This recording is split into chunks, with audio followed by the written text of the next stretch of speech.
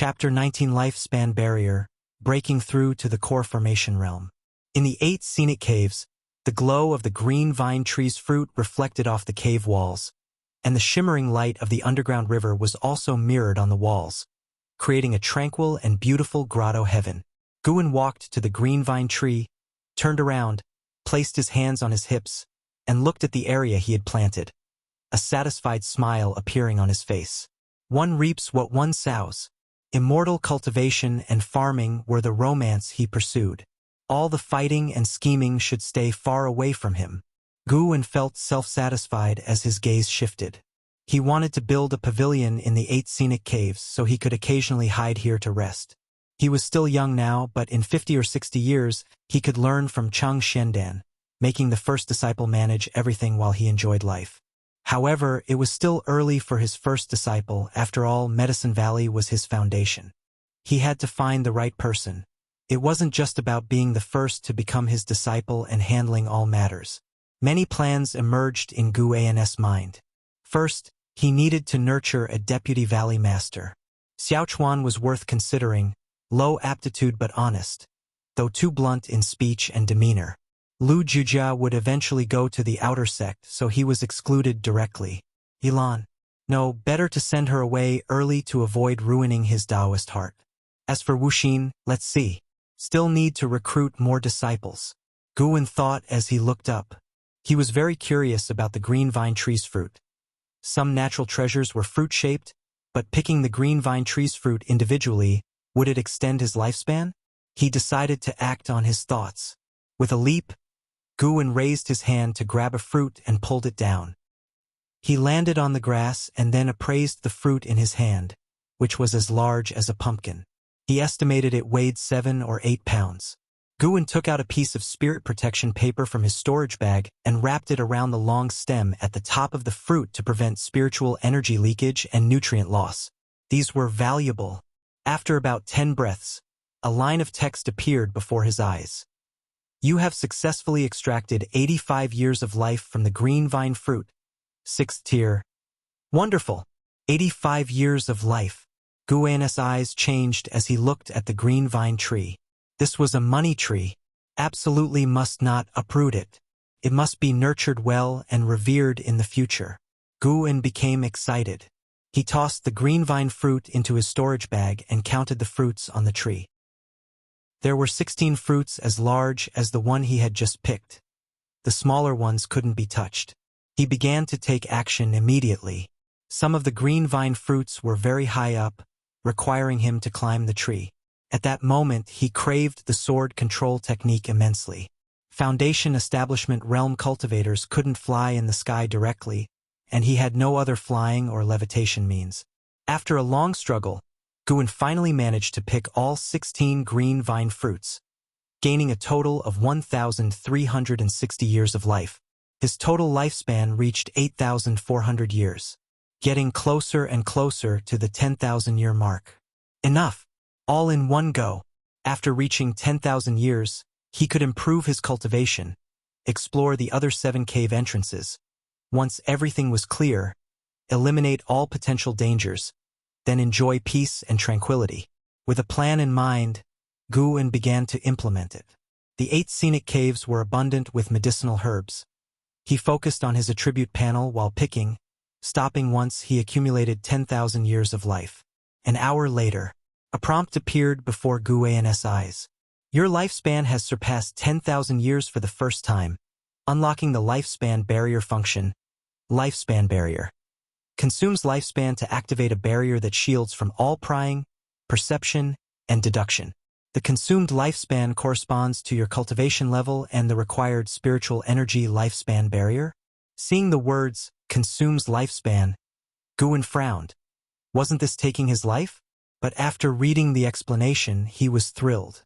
Breaking through the Foundation Establishment Realm had already caused a big commotion. What if he broke through to higher realms? Over time, the Supreme Sect would be alarmed. Guwen had worried about this. Now he wasn't afraid. This function was too useful. I like it. Guwen laughed as he walked toward the cave entrance. After breaking through to the core formation realm, he would explore the other cave entrances. Although the 8 scenic caves had formations, potential dangers might still exist within the caves, so he decided to break through outside, just to test the lifespan barrier. No matter what was hidden, he wasn't scared. Returning to Medicine Valley, it was already late at night. He had moved to the pavilion where Chang Xiandan had lived. It still housed numerous secret books, elixir records, and rare books. He would read them all eventually. After entering the room, Guwen approached a wooden cabinet.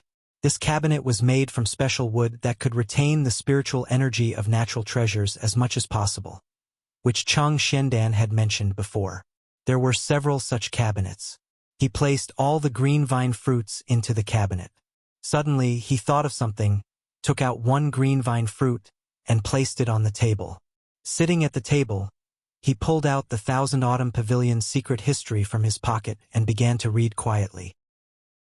It was well past midnight when the white spirit rat finally returned. It ran up to Guwen's shoulder, its tiny eyes staring intently at the green vine fruit on the table. Guwen gently picked it up and set it on the table, then waited. The white spirit rat approached the green vine fruit, sniffed, then began to nibble gently. Unclear about the green vine fruit's effects, as the 100 Herbs collection didn't document treasures above the 5th tier, Guwen had to test it with the white spirit rat. He let the white spirit rat choose. It was a spirit beast. If the fruit were poisonous, it should be able to smell it. If it couldn't, Guwen would bury it properly. The green vine fruit was 10 times the size of the white spirit rat, making it difficult for the rat to nibble. Guwen didn't assist it. Finding waiting boring, he decided to break through that night. Guwen stood up and left the pavilion stealthily, leaving Mystic Valley and heading west, crossing mountains and valleys, traveling nearly 20 miles. He first jumped onto the top of a tall tree, observing in all directions to confirm no cultivators were around. Then he sat on a grassy patch between the mountains to meditate. Having not advanced his lifespan for a while, he was quite eager. With the lifespan barrier, he could cultivate without worries this time. Let's try 1,000 years first. Guwen thought lavishly, sitting on 10,000 years of life. What was 1,000 years at once? A mere drop in the bucket. He directed 1,000 years of lifespan towards his cultivation level to cultivate and advance. You cultivated energy absorption for 30 years, breaking through to Foundation Establishment Realm 8th layer. You cultivated energy absorption for 100 years, breaking through to Foundation Establishment Realm 9th layer. You cultivated energy absorption for 150 years, forcing your way to the core formation realm with the great accomplishment in the divine with pure yang skill, beginning tribulation crossing, but you failed to endure the minor heavenly tribulation, and the crossing failed. You cultivated energy absorption for 200 years, forcing your way to the core formation realm with the great accomplishment in the divine with pure yang skill, beginning tribulation crossing, but you failed to endure the minor heavenly tribulation, and the crossing failed. You cultivated energy absorption for 450 years, forcing your way to the core formation realm with the great accomplishment in the divine with pure yang skill, beginning tribulation crossing. You successfully endured the minor heavenly tribulation and formed a golden core, stepping into the core formation realm. You cultivated energy absorption for 500 years, breaking through to core formation realm 2nd layer. You cultivated energy absorption for 600 years, breaking through to core formation realm 3rd layer. You cultivated energy absorption for 720 years, breaking through to core formation realm 4th layer. You cultivated energy absorption for 850 years, breaking through to core formation realm 5th layer. You cultivated energy absorption for 1,000 years, breaking through to core formation realm 6th layer. Line after line of prompts crazily popped up before Guwen's eyes. Seeing the 6 consecutive failed tribulation crossings made Guwen almost choke. How could it be this difficult? Was tribulation crossing that hard? With the last prompt falling, Guwen's body autonomously began cultivating energy, instantly feeling the spiritual energy of nature becoming volatile. He hastily activated the lifespan barrier. Activating lifespan barrier. Lifespan consumed. 0 years. This prompt hovered before his eyes. As nature's spiritual energy flowed into him, the 0 changed directly to 1. Hope the consumption isn't too high, Guwen silently prayed, as the vast spiritual energy fervently surged into his body. He felt entirely unblocked, an indescribable pleasurable sensation. This time, he didn't move during the breakthrough, so he didn't feel the pain. Centered around him, the ground formed ripples of air, converging from all directions into his body. Vaguely visible was a translucent barrier, about 5 yards in diameter. Guwen looked outside the barrier. There were no wind waves outside. The flowers, grasses, and trees were very calm, apparently not affected by him. He immediately became curious. Why was there no impact? Soon he understood. With the barrier activated, he absorbed spiritual energy from the ground during cultivation. Now he was completely reassured. It didn't take long for his cultivation level to reach Foundation Establishment Realm 9th layer, and the barrier's lifespan consumption grew to 5 years, making him a bit distressed. This thing was too expensive. It reminded him of some mobile game experiences from his previous life. One word: dark. While Guwen internally complained, he suddenly noticed a bright light in the distant mountain forest. Narrowing his eyes, he vaguely saw a scene of cultivators battling. 10 miles away, above the mountain forest, Qiong swung his sword, unleashing waves of sword chi like fierce winds sweeping through the forest, scattering leaves. Liye, dressed in black, stood atop a tree, raising his sword to block. A powerful energy burst from his body, forming a faint golden bell shadow that resisted all of Qiong's sword chi. Qiong's black hair flew wildly in the wind, a sinister and arrogant smile on his face, as he laughed loudly. Liye, is this all you got? You want to fight the 4th prince? Can you even live to enter the inner sect? Liye's face was stern, glancing toward Mystic Valley. Not good. If this continued, it would alarm people in Medicine Valley. Liye didn't want to trouble Guwen and others, so he immediately pushed his sword, dispersing the sword chi, then flew in the direction opposite to Mystic Valley. Qiong chased closely, and the two rode their swords, quickly disappearing into the night sky. Guwen, within the lifespan barrier, couldn't clearly see the battling cultivators in the distance, but luckily those lights disappeared. He didn't dare relax. The lifespan barrier could shield prying, perception, and deduction, but it didn't become entirely invisible. What if someone stumbled in by chance? Time passed quickly in Guwen's anxious state. He began to form the golden core within his body. As the barrier consumed over 50 years of lifespan, he successfully formed the golden core. Although the barrier consumed a lot, it was within Guwen's acceptable range. Before starting, he worried this thing might be too much, draining him dry at once. Now his worries were gone. Another thought emerged. 1,000 years to reach Core Formation Realm 6th layer. Should he continue? Chapter 20. Spirit Root Transformation, Nascent Soul Realm Cultivator. The night sky was silent, occasionally filled with the cries of birds, and the mountain forest lay quietly in the darkness. Guwen meditated within the lifespan barrier, appreciating the moonlight. Tonight's moon was so beautiful, just like his mood. His cultivation level had already reached the 4th layer of the Core Formation Realm, and he was getting closer to the end. He planned to continue investing until he broke through to the Nascent Soul Realm, and then acquire an ultimate skill, as the Gale Shadowless leg could no longer satisfy him. What kind of great cultivator in the Nascent Soul Realm uses leg techniques? He needed a sword.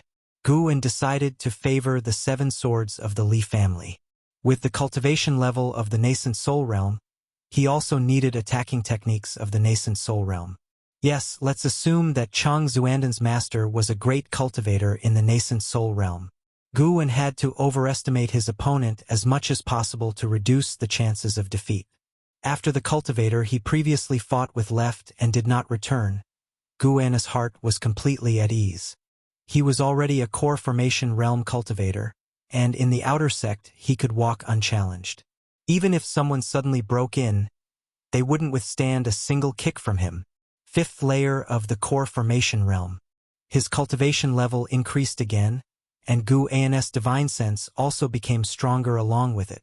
The Core Formation Realm was completely different from the Foundation Establishment Realm. They were worlds apart. The spiritual power was vastly different, and the divine sense disparity was also immense. Now Gu An's divine sense could converge into a powerful impact. Reaching the core formation realm made him feel like a true cultivator. If the core formation realm was like this, how powerful would the Nascent Soul Realm be? Guan could not wait to invest his lifespan. He had to wait patiently. After his cultivation level broke through to the 6th layer of the core formation realm, he then brought up his attribute panel. His gaze was involuntarily drawn to the spirit roots. He once tried to enhance his spirit roots, but the results were negligible. This caused a psychological shadow, fearing it was a bottomless pit.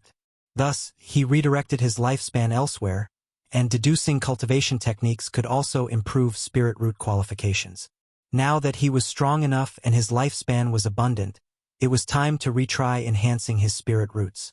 After some time, when his cultivation level stopped increasing, Guan directly invested 2,000 years of lifespan into his spirit roots. You have invested 2,000 years of lifespan into evolving and cultivating your spirit roots. You comprehend the essence of heaven and earth for 100 years, and your perception power of the 5 elements spirit root increases. You comprehend the essence of heaven and earth for 200 years, and your perception power of the 5 elements spirit root increases. You comprehend the essence of heaven and earth for 1,000 years, finally capturing a trace of the heaven and earth true meaning. Your spirit roots are cleansed by heaven and earth, and the qualifications of your 5 elements spirit root start to transform, with the wood spirit root being the most prominent. You comprehend the essence of heaven and earth for 1,200 years, and your perception power of the 5 elements spirit root increases. You comprehend the essence of heaven and earth for 2,000 years, finally capturing a trace of the heaven and earth true meaning. At the same time, you understand the earth's river veins. Your spirit roots are cleansed by heaven and earth, and the qualifications of your 5 elements spirit root start to transform. The qualifications of your 5 elements spirit root all transform into top-tier mortal qualifications, with the wood spirit root and earth spirit root being the most prominent. One line after another of prompts appeared before Gu, and seeing the earlier prompts about the 5 elements, his heart started to bleed. He was careless.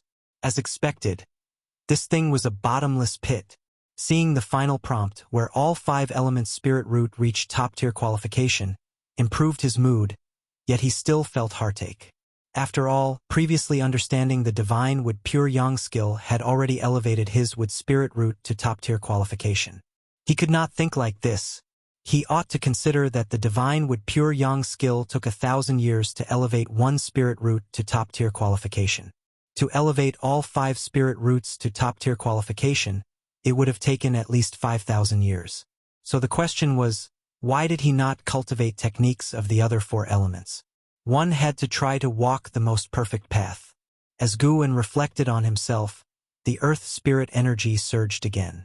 This time it was not to enhance his cultivation level, but to temper his muscles and bones. Pain. Guan felt an unprecedented pain, forcing him to grit his teeth and endure. To divert his attention, he began to think about the attribute panel. It seemed spirit root qualifications were the hardest to improve, which made sense. Spirit root qualifications were akin to the limit of one's lifespan, while cultivation level was the current lifespan. Breaking the limit was the hardest. Efforts made postnatally would never be as difficult as breaking through the predetermined fate. This was why the Supreme Sect treated geniuses with such reverence. Dual spirit roots like Jixiaoyu were far more important to the Supreme Sect than a single core formation realm cultivator. For ordinary people, the fewer spirit roots they had, the higher the qualification. If one's total talent value was 100, dual spirit roots could each have 50, but if it was 5 elements spirit root, each root's talent value would only be 20, and being well-rounded sometimes meant being average. Guan's situation was now different. By improving his spirit root qualifications, he was effectively raising his talent value from 100 upward. Unfortunately, spirit root attributes could not be individually invested to enhance cultivation. Now, the other spirit roots were not very helpful for his cultivation of divine wood pure yang skill. Thus, his cultivation speed increased somewhat, but not significantly. However, he noticed the prefix mortal before top-tier qualifications in the prompts.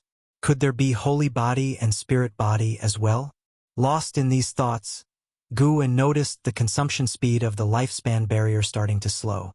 From the moment he began his breakthrough until now, he had already consumed 134 years of lifespan. As his spirit root qualifications continued to improve, Guwen felt the myriad of spiritual energies grow clearer, altering his perception of the entire world. The pain was being replaced by a sense of wonder. Some time passed. Guwen's body stopped absorbing spiritual energy. The 5-element spirit root in his attribute panel changed to top-tier 5-element spirit root. Instead of getting up, he invested 2,000 years of lifespan into his cultivation. The shadow of a failed tribulation weighed on him, so he decided to go all out. If he invested 1,000 years into his cultivation and got stuck at the 9th layer of the core formation realm, he would surely be vomiting blood. This was a real possibility. After failing a tribulation, it would take 50 years to attempt again. In reality, failing a tribulation meant either death or severe injury, and recovering from injuries definitely took time. Moreover, the heavenly tribulation for the Nascent Soul Realm must be even harder. The number of failures would likely be numerous. Begin. You practiced Qi absorption for 100 years, and your cultivation broke through to the 7th layer of the core formation realm. You practiced Qi absorption for 200 years, and your cultivation broke through to the 8th layer of the core formation realm. You practiced Qi absorption for 300 years, and your cultivation broke through to the 9th layer of the core formation realm. You practiced Qi absorption for 400 years, and with great mastery of the divine. With pure Yang skill, you forcefully impacted the Nascent Soul Realm and began your tribulation. You did not survive the 3 profound heavenly tribulations and failed the tribulation. You practiced Qi absorption for 1,500 years, and with great mastery of the divine with pure Yang skill, you forcefully impacted the Nascent Soul Realm and began your tribulation. You did not survive the 3 profound heavenly tribulations and failed the tribulation. You practiced Qi absorption for 1,600 years, and with great mastery of the divine with pure Yang skill, you forcefully impacted the Nascent Soul Realm and began your tribulation. You finally survived the 3 profound heavenly tribulations, succeeded in your tribulation, and were promoted to the Nascent Soul Realm. You practiced Qi absorption for 1,800 years, and your cultivation broke through to the 2nd layer of the Nascent Soul Realm. You practiced Qi absorption for 2,000 years, and your cultivation broke through to the 3rd layer of the Nascent Soul Realm. Failed 12 times. When Guwen saw that he had failed the tribulation 6 times, his heart sank. By the time he failed 10 times, he was seeing blackness in front of his eyes. Luckily, he finally succeeded in breaking through to the Nascent Soul Realm. Was the Nascent Soul Realm truly so difficult to break through? Guwen thought, collapsing mentally. He realized why the lifespan consumed by evolutionary cultivation was larger than the actual consumption. Evolutionary cultivation was equivalent to naked cultivation. Normal cultivation would involve taking elixirs and using formations to gather spiritual energy, which could help with tribulations. Not to mention the mystical effects of rare treasures. Once again, the spiritual energy in the world surged madly, and the consumption rate of the lifespan barrier increased. Guwen calmed his heart and began to enjoy the enhancement of his cultivation. The rising sun shone over the mortal world, and Mystic Valley gradually brightened. Guwen stood atop the mountain, overlooking the autumnal forest. His robe fluttered, and the sunlight bathed him, as if he could ascend to become immortal at any moment. He had already condensed the nascent soul, becoming a true Nascent Soul Realm cultivator. To reward himself, he elevated his surface cultivation level by 1 layer, reaching the 4th layer of the energy cultivation realm. In the future, he would raise it by 1 layer each year, stopping at the 9th layer of the energy cultivation realm so he would not be summoned away. Unable to resist, he brought up his attribute panel to check again. Name: Guwen. Lifespan: 22/4502. Spirit root: top tier 5 elements spirit root, wood and earth attributes more prominent. Can invest lifespan for evolutionary cultivation.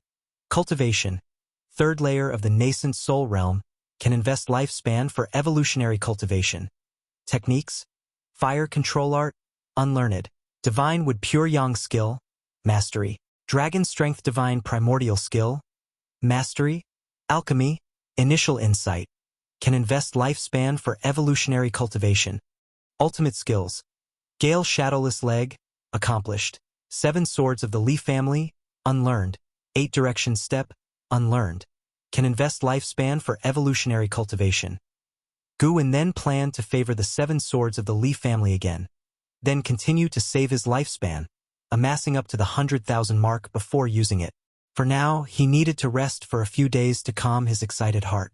With his nascent soul realm cultivation, he could indeed go to the Supreme Sect to obtain a decent position and treatment, but when he thought of the Supreme Sect sending him to slay demons, combat the demon path, and the potential for internal conflicts, he calmed his wandering thoughts. Stay true to your original aspiration to achieve the ultimate result. Nobody could change his mind. He planned to hole up in Mystic Valley to the end. He could occasionally seek out heavenly materials and earthly treasures, but he would never shift his focus from Mystic Valley. A higher position might accelerate the increase of his lifespan, but the danger would rise proportionally. Anyway, without enemies, why rush? Guwen turned and walked down the mountain. The Nascent Soul Realm could already fly, but he chose not to. He chose to walk down the mountain instead. When he reached Medicine Valley, Xiaochuan and others gradually came out. Senior brother, you were up the mountain so early? Yilan greeted Guwen. She oddly felt that today's senior brother looked even more attractive. Guwen smiled and said, I went to check on the seeds. Today you will lead their training. Yilan nodded in agreement and wanted to ask more, but Guwen had already headed towards the pavilion. Not far away, Wuxin watched Guwen's figure, thinking to himself, there must be some mystery in the mountain forest. I will definitely find it. Guwen walked up the stairs and pushed open the door. As soon as he entered, he saw the white spirit rat lying on the table, its body swollen like a balloon, while the green vine fruit had disappeared. Still breathing, not dead. He immediately used lifespan detection on the white spirit rat. White spirit rat, First Order 12/120/180. Its lifespan had increased by 70 years. Initially, the white spirit rat's lifespan was only 50 years. Was the effect of the green vine fruit this potent? Guwen immediately went to the wooden cabinet, took out a green vine fruit, and started to eat. Chapter 21. Liya returns, divine weapon of the Leaf family. Guwen took his first bite of the green vine fruit and immediately felt a surge of warmth spread through his body. It's working. He began devouring it in big bites, and in no time the large green vine fruit was completely consumed. As he digested, he pulled up his attribute panel, eagerly awaiting an increase in his lifespan. However, he waited for an entire hour. There was no increase in his lifespan at all, but his chi blood did strengthen considerably, and his physical strength improved. What's going on? Is my realm too high? Or is this fruit only suitable for spirit beasts and demon beasts? Guwen wondered to himself. He looked at the white spirit rat on the table, which was still sound asleep. Its lifespan hadn't increased further, but its aura was steadily rising. Let's wait a bit longer. The white spirit rat slept for 3 days. When it woke up, it had grown to the size of an adult cat. It jumped into Guwen's arms, nuzzling him affectionately, but its eyes were fixed on the cabinet behind him. No more eating. Reading a book? Guwen huffed. If it continued to grow, it would certainly cause trouble. Xiaochuan and the others would be curious. Likely, Lu Jujia and Yilan would soon join the outer sect, and Guwen did not want them to know too many of his secrets. The white spirit rat looked at Guwen pitifully and even nodded, which made Guwen's eyes widen. It understood. Guwen pointed to the side with his right hand and said, "Come over here." The white spirit rat immediately jumped over without any hesitation. He continued to give instructions, and as long as they weren't complex, the white spirit rat could follow them all. This made him grow even fonder of it. Finally, a bit of the demeanor of a spirit beast, Guwen picked up the white spirit rat and left the house with it. It was autumn, and the various gardens were filled with piles of fallen leaves. Xiaochuan and the others were busy cleaning, and Medicine Valley felt peaceful. Guwen walked down the stairs and put the white spirit rat on the ground. No eating randomly. After he said that, he pointed to the white spirit rat's mouth. It nodded. seemingly understanding, then turned and hopped away. Guwen watched with a peculiar look. It behaves like a rabbit? Could it be that it not only increased lifespan but also altered its genes? The first one to notice the white spirit rat was Yilan, mainly because she was drawn by Guwen's gaze. Then she saw a large white rat running towards her, and her face changed dramatically with fear. "There's a rat demon!" Yilan screamed, instantly attracting the attention of Lu Jujia, Xiaochuan, and Wuxin. When they saw the white spirit rat, they were immediately frightened. They had never seen such a large rat before. "White spirit rat, slow down!" Guwen's voice came, and the white spirit rat immediately stopped when it heard him. It looked back at him, then turned and headed towards the forest, its speed much slower than before. Seeing this, Yilan and the others put down their tools and ran over to Guwen's senior brother. "Is that white spirit rat yours? How did it get so big?" "It must be another white spirit rat, right? It feels a bit clumsy with weak legs. This spirit beast's bloodline is not simple." Listening to the comments from his junior brothers and sisters, Guwen just smiled and remained silent, letting them guess. Guwen looked at the group and said, "In a while, I plan to visit the outer sect. Who wants to come with me?" With these words, except for Wuxin, everyone else wanted to go. Great opportunity. Wuxin remained expressionless, but his heart was highly excited. After a bit of competition, Guwen chose to take Yilan and Xiaochuan to the outer sect, setting the time for 7 days later. Why 7 days? Because he first planned to thoroughly explore the 8 scenic caves. Guwen turned and looked towards the valley entrance, where a figure was walking. It was Liye. After many years, Liye had gained a bit of aged and cold sternness. His black robe fluttered in the autumn wind, and with the sword at his waist, he exuded an aloof swordsman air that was undeniable. Xiaochuan and the other 4 noticed Liye, and his presence made them tense.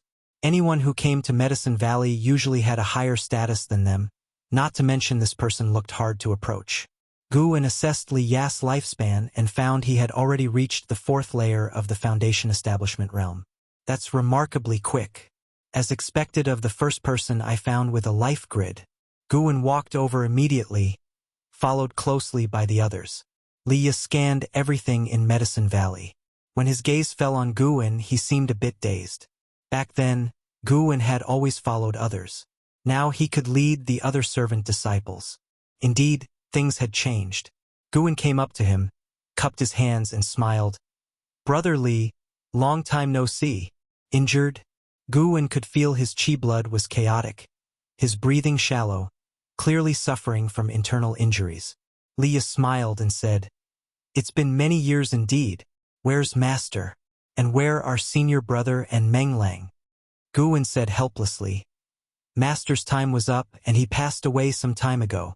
After you left, senior brother also left the valley.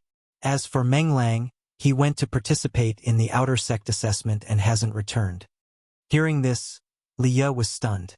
Xiaochuan and the others whispered among themselves, guessing Liye's identity. Previously, Menglang had often mentioned there was a member of the imperial family serving as a servant disciple here, someone he called a brother. Liye sighed, "So it's just you left?" Guwen asked, "Want to sit in the building?" Liye nodded. He came back mainly to revisit the old place and also to heal. Only here did he feel safe. Guwen led Liye to the pavilion while signaling the others to continue cleaning the fallen leaves. Upon reaching the Valley Master's pavilion, as Liye stepped onto the stairs, emotions surged within him, and he couldn't help but start coughing, his face turning pale. Walking in front, Guwen's expression changed slightly. He felt a faint soul wave from Liye. Good heavens! Does this guy have an old grandfather spirit with him? Guwen turned his head and asked with concern, "Brother Li, what's wrong?" Liye waved his hand. "Nothing, just a bit injured." "Injured? Then stay here for now. There are plenty of places to stay in Medicine Valley," Guwen said immediately. Liye smiled and nodded, thinking, Gu junior brother is still so considerate. This time I should help him out.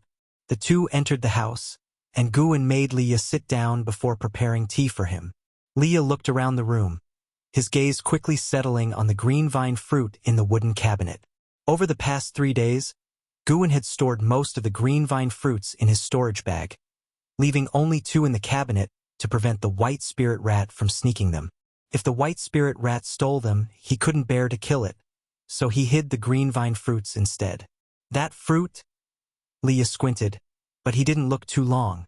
His gaze soon returned to Guwen. Having not seen Guwen for years, he was amazed by his current air. Previously, Guwen had a delicate appearance but didn't possess the striking aura he had now, much like a great cultivator from the inner sect, calm with a touch of transcendence. If he hadn't sensed that Guwen's cultivation was only in the 4th layer of the Qi cultivation realm, he would have doubted if this was the same Guwen he knew. As the water boiled, Guwen sat at the table and chatted with Liya. To avoid an awkward atmosphere, Guwen asked about the lives of Outer Sect disciples, and Liya answered in detail. As an Outer Sect disciple, you must complete 1 Outer Sect bounty task per year? Guwen asked curiously. Liya smiled. That's right, and it's an external task. Have you encountered demons? Almost every time we go out, the Taicang dynasty is too vast, and some places are always plagued by demons. Last year, I nearly died outside. It was a 3rd-tier demon beast comparable to the core formation realm. My friends and I fought fiercely, resulting in 1 death and the rest of us severely injured, barely escaping. Liya answered, showing a look of fear at the end. 3rd tier? Core formation realm? Guwen feigned astonishment, lifting the gloom in Liya's heart. He started to recount the specific details, and Guwen listened with genuine interest, responding with fitting reactions. In truth, he was genuinely curious about Liya's experiences. After listening, he only felt one thing: too dangerous. Luckily, I wasn't an Outer Sect disciple. Besides demons, you also have to watch out for other cultivators. During a treasure hunt, I clashed with disciples from another sect, entangled with them for half a month, finally killing him. But guess what then? Liya's excitement rose as he started another story. Guwen guessed. His dad came. Liya looked at him with surprise and shook his head. Not his dad, but close. His master came. Good heavens. Guwen felt even more grateful he wasn't in the Outer Sect. If the Outer Sect was like this, how much more dangerous must the Inner Sect be? Liya continued explaining his wit battles with the enemy's master, making Guwen feel like he was listening to a storytelling session. Quite thrilling. When the water boiled, Guwen got up to brew tea. Liya asked casually, Junior brother, are the fruits in the cabinet left by master? Guwen, facing away from him, replied, I found them outside. Don't you remember? The white spirit rat is a treasure-hunting rat. Liya raised his eyebrows. Can really hunt treasures? He suddenly wanted to raise a white spirit rat too. After a moment's hesitation, he said, Junior brother, can you give me one to heal? I won't let you suffer a loss. Do you want a secret book or a magic artifact? Guwen turned, carrying the tea tray to him, and said nonchalantly, I'll give you one directly. No need to give me anything. What kind of relationship do we have? Hearing this, Liya felt deeply touched. In the Outer Sect all these years, though he had friends, they were all based on benefits. No one had ever treated him so kindly, without expecting anything in return. Having said that, Guwen walked to the cabinet, took out a green vine fruit, and placed it beside Liya's teacup.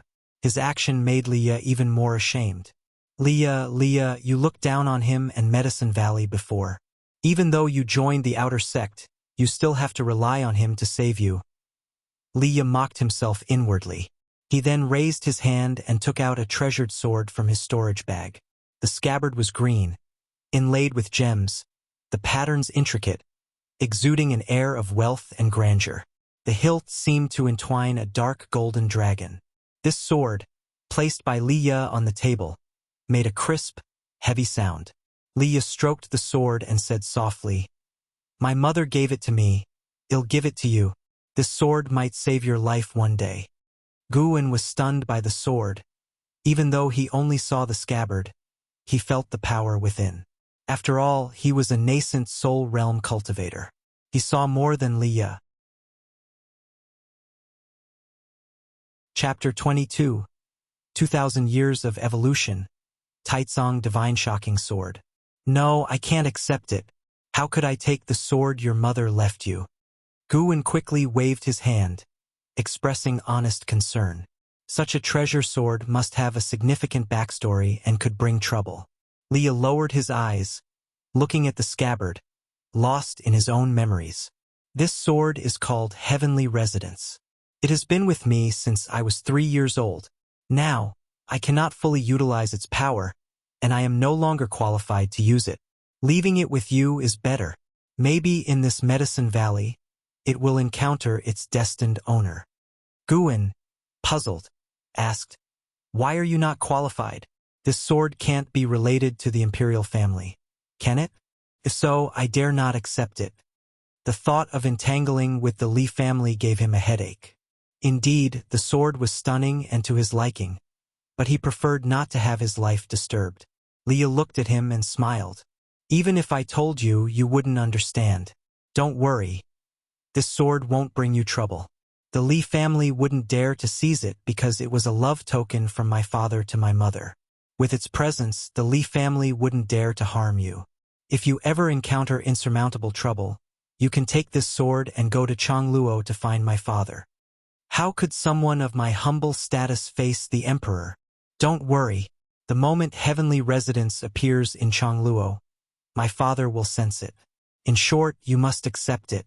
Otherwise, I won't eat this fruit." "Then don't eat it," Guwen almost blurted out but held back. He looked again at the Heavenly Residence sword. Up to now, he didn't have a single magic artifact of his own. Chang Xuandan's inheritance only included talisman paper, without a single sword. What is there to fear? I am a Nascent Soul Realm cultivator. If I encounter any unresolvable trouble, I can just throw the sword to the opponent. Taking a deep breath, Guwen reached out to grab Heavenly Residence. The sword had some weight, and his right hand trembled as he lifted it, causing Liu to laugh heartily. "Junior brother Gu, even if your aptitude is ordinary, never forget to cultivate. You must practice the Li family's 7-sword art that I taught you," Liu earnestly advised. Guwen, holding the Heavenly Residence sword with both hands, forced a smile and nodded.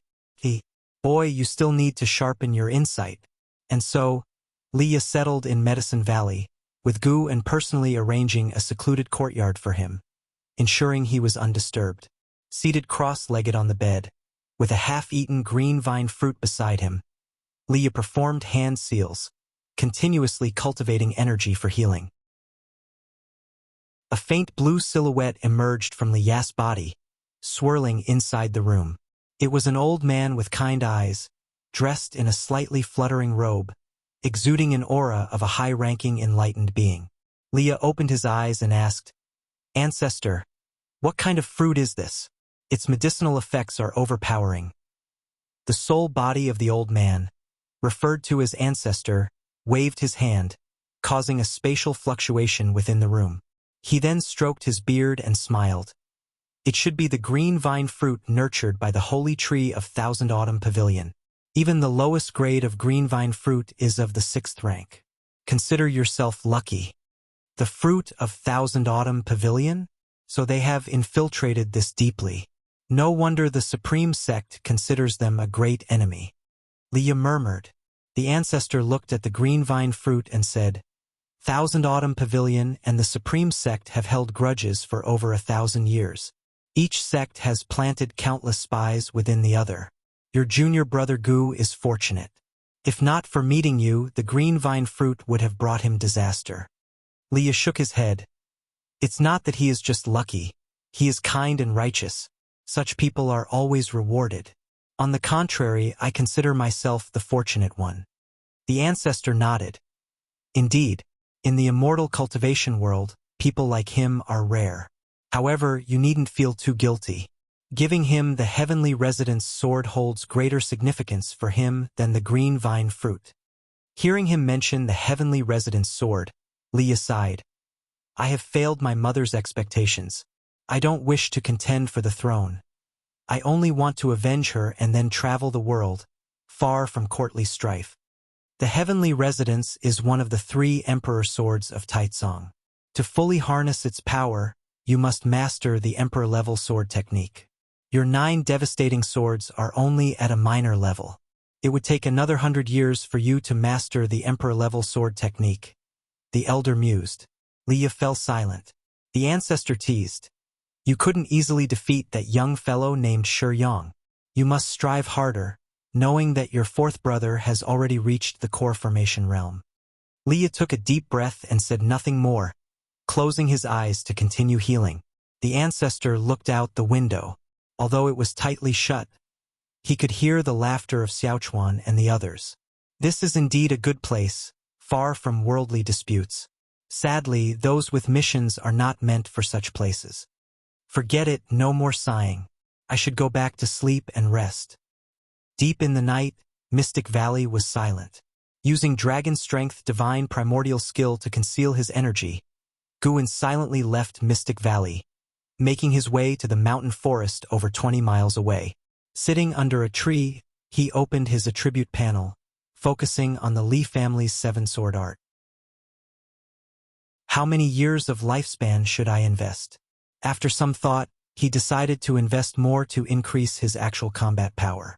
Then let it be 2,000 years. With this investment, he planned to conserve his lifespan for 10,000 years. He immediately chose to invest 2,000 years of lifespan. As soon as he had this thought, the first digit of his lifespan changed from 4 to 2. You have invested 2,000 years of lifespan to cultivate the Li family's 7-sword art. You have cultivated the Li family's 7-sword art for 10 years, mastering the sword art, beginning to consider more possibilities. You have cultivated the Li family's 7-sword art for 50 years, reaching the pinnacle, and your Li family's 7-sword art has elevated to the 7-sword art. You have cultivated the Li family's 7-sword art for 300 years, achieving the pinnacle, and your 7-sword art was elevated to the 9 devastating swords. You have cultivated the Li family's 7-sword art for 500 years, mastering the 9 devastating swords, and have condensed your own sword intent. You have cultivated the Li family's 7-sword art for 1,000 years, reaching the pinnacle with the 9 devastating swords, which was elevated to the Emperor-level sword technique. You have cultivated the Li family's 7-sword art for 1,200 years, condensing the heaven and earth imperial energy with your sword intent, enhancing your sword Tao comprehension. You have cultivated the Li family's 7-sword art for 1,800 years, mastering the Emperor-level sword technique, comprehending the true essence of sword Tao, entering a state of enlightenment, and elevating the Emperor-level sword technique to the Taicang Divine Shocking Sword. You have cultivated the Li family's 7-sword art for 2,000 years, mastering the Taicang Divine Shocking Sword and enhancing your sword Tao comprehension. A series of notifications popped, frenziedly. Upon seeing that the cultivation time had reached 1,000 years, Guin immediately activated the lifespan barrier. He feared alerting the mysterious underground presence and the soul within Liya's body. When all notifications concluded, a vast memory surged into his mind, and the ground emanated spiritual energy. However, this spiritual energy did not enter his body but swirled around him, gradually condensing into strands of cold light like sword light, shining with an extraordinary glow in the dark night. Guin entered a state of path enlightenment. It was uncertain how much time had passed before he gradually awakened. At that moment, dawn had not yet broken. Guin first looked at the lifespan barrier's consumption notification. Goodness, merely comprehending the cultivation technique had consumed 300 years of his lifespan. Fortunately, he had completely mastered the Taicang Divine Shocking Sword, reaching an integrating realm in understanding sword Tao, giving him a wondrous feeling. Checking the attribute panel again, he saw that the Li family's 7-sword art in the ultimate skill section had changed to the Taicang Divine Shocking Sword, with the words integrating realm in parentheses. He did not immediately get up but instead took out Heavenly Residence, placing the scabbard horizontally on his legs, his hands pressing on it while his eyes closed. He was sensing the sword's sword intent. Once the sword's sword intent merged with his own, he could conquer this treasure sword. The interior of this treasure sword unexpectedly had many restrictions, like a series of magical checkpoints awaiting the swordmaster to breach using divine sense and spiritual power. Guwen did not understand restrictions, but fortunately, he already had his own sword intent. His sword intent penetrated through the restrictions. An hour later, Guwen stood up, putting the heavenly residence into the storage bag, and then walked towards Mystic Valley. With a step out, he immediately floated in midair, gathering sword chi beneath his feet, traveling on the sword. Upon reaching a distance of about 10 miles from Mystic Valley, he landed and continued to walk on foot, concealing his energy to the utmost. The night gradually passed, and the eastern sky began to show a pink hue. Morning arrived. Liya pushed open the door. Greeted by the sunrise, he stretched lazily, feeling refreshed. The medicinal effects of the green vine fruit were truly powerful. He no longer felt discomfort and sensed that he would be fully healed in a few days. Liya smiled, looking at the lawn next to the far garden where Guwen was leading the junior brothers and sisters in exercises. The slow, rhythmic movements piqued Liya's curiosity. Though the movements were slow, he felt an inexplicable subtlety in them. Immediately, Liya walked over, arriving beside Guwen, who greeted him with a nod in response. "What are you practicing?" Liya asked curiously. Guwen smiled and answered, "I learned this from an old man in my childhood. It helps strengthen the body and keep a good mental state. I practice it with them daily to ensure they start the day with a good spirit." Lu Jujia complained, "Actually, I don't think it does much." Xiao Chuan glared at him. "That's because your aptitude is dull." Liya said, "Actually, it does help, but you need to keep at it for a long time." Saying this as an outer disciple naturally made everyone believe him. Guwen glanced at Liya, feeling that he had become more amiable, speaking so considerately. In truth, he led the junior brothers and sisters in exercises to completely shift their focus from cultivation and dreams, preventing them from ruining his plants. "After you finish practicing, they'll teach you a set of swordsmanship," Liya said with a smile. Xiao Chuan and the others were instantly excited, thanking him profusely and calling him Senior Brother Liya one after another. Liya looked at Guwen and said, "You join too. Now that you have a sword, you should practice more." Guwen smiled and nodded. "Fine. Let me test if your Li family's seven-sword art has been practiced well." Liya's participation made the atmosphere more lively. Watching the junior brothers and sisters noisily chattering, he did not feel annoyed but rather delighted.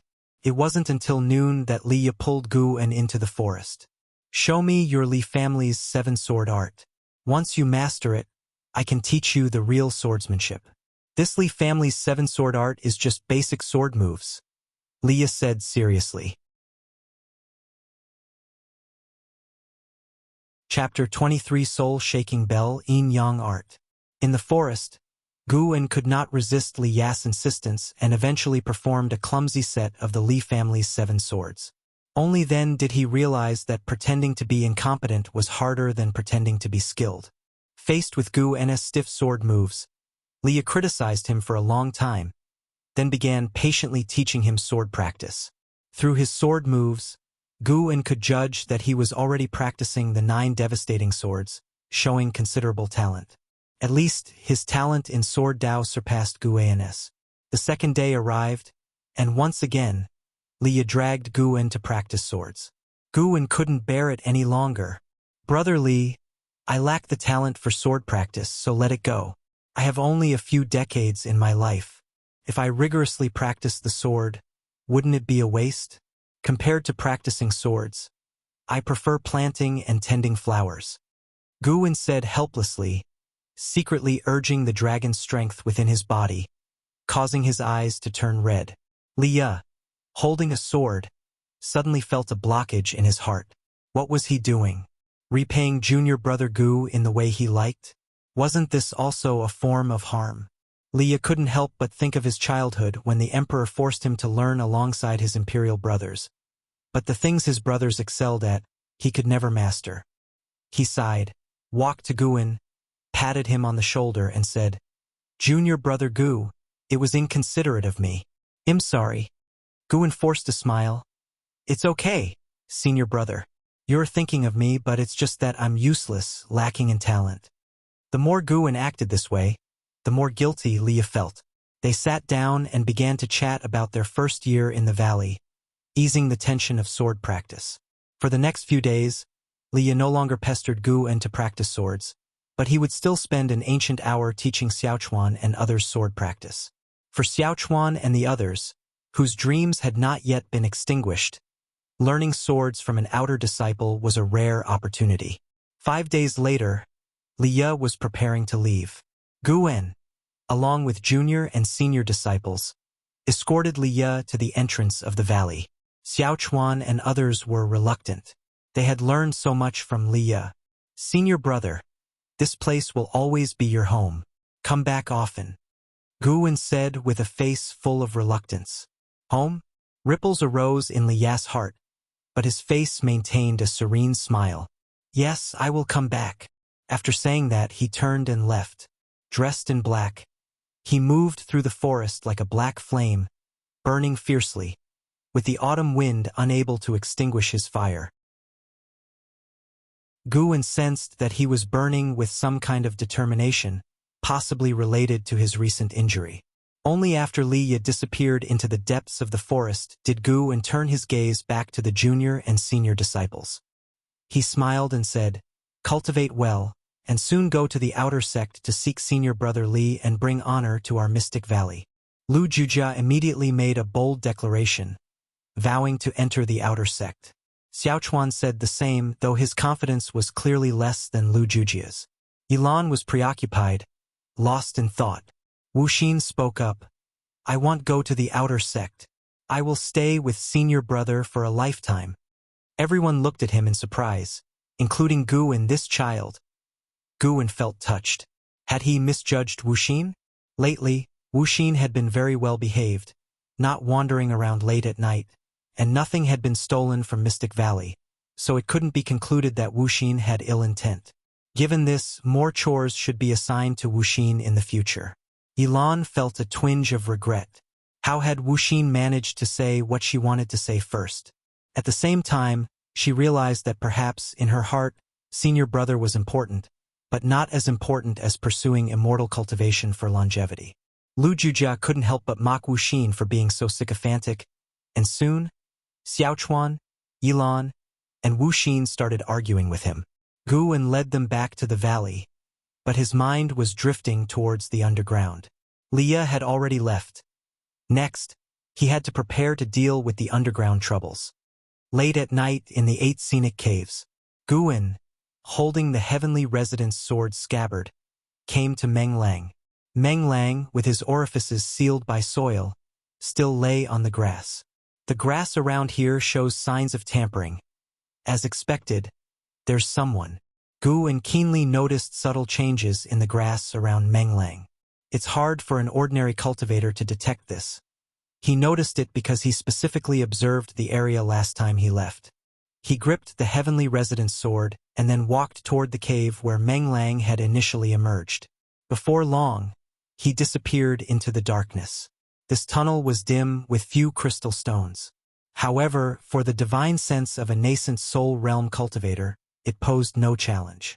The cold spirit wind blew in the tunnel, ruffling Guwen's robes, and his divine sense had already reached the end of the tunnel. There was a spacious cavern, not as large as the main cavern of the 8 scenic caves, but still sizable. Here stood several coffins, with a large bluish-green crystal stone embedded in the ceiling, casting an eerie glow on the frightening coffins below. Apart from the coffins, there was nothing else. Guwen's divine sense immediately detected a faint sign of life inside one of the coffins. This trace of life could not escape the divine sense of a nascent soul realm cultivator. Guwen did not sense any danger from this faint life force, but he remained cautious. He advanced slowly and walked for a long time before reaching the end of the tunnel. He stood at the entrance and carefully peered inside. He cautiously asked, "Is anyone there?" There was no answer, as if the cavern was devoid of anyone. Guwen picked up a stone from the ground and threw it inside. With a thud, the stone hit one of the coffins. The coffin remained still, but Guwen seemed frightened and his eyes widened. He instinctively stepped back, feigning a look of panic. Why hadn't there been a response yet? Continuing the act any longer would be awkward. Guwen grew anxious. He did this to gauge the attitude of the presence hidden here. After all, it had not harmed him before, and he did not want to wrongly kill a good person. At least, he needed to be at peace with himself. Gritting his teeth, Guwen suddenly drew his sword and rushed into the cavern, slashing wildly. With a crack, the heavenly resident's sword struck a coffin lid and got stuck. As he pulled it with force, his body staggered back a few steps due to the inertia. Poo-ha! A soft laugh echoed, sounding particularly sharp in the cavern. Goosebumps nearly rose on Guwen's skin. It was a woman's voice, sounding eerily like a female ghost laughing. He nervously scanned the surroundings, holding the heavenly resident's sword, his body turning in circles constantly, afraid that demons or ghosts might suddenly charge at him. "Boy, are you Qiong Xuanden's disciple?" That mysterious female voice spoke again, her alluring tone making one's imagination run wild. Guwen quickly replied, "Yes, Senior. Qiong Xiandan is my master. Who are you and why are you here?" "Those who are here are naturally your martial master. Qiong Xiandan is my disciple. Since you entered, it means his time is up, correct?" The mysterious female voice ceased laughing and spoke with a hint of melancholy. Guwen replied, "So you are my martial master. Nice to meet you, martial master." Master's life indeed came to an end. He said that he wanted to emulate you, seeking a place unknown to others to face the end of his life. The cavern fell into silence. Guwen remained vigilant. If the other side wanted to attack him, no matter how he was related, he would show no mercy. The heavenly resident's sword in his hand had not yet been stained with blood. After a long while, just as Guwen was about to speak, the other voice spoke again. "Did Qiong Xiandan tell you my identity?" Guwen whispered, "Master told me everything. You come from the Thousand Autumn Pavilion. He also told me to be ready to assist someone from the Thousand Autumn Pavilion at any time. You seem timid and cowardly, cautious as you entered. You must not be here willingly, only finding out about all this after he passed the position of Valley Master to you?" The voice teased. Guwen sighed, revealing his helplessness. This time he wasn't acting. He genuinely felt helpless. "Since you have already become his disciple, you are also my disciple's disciple. Guard here for 10 more years.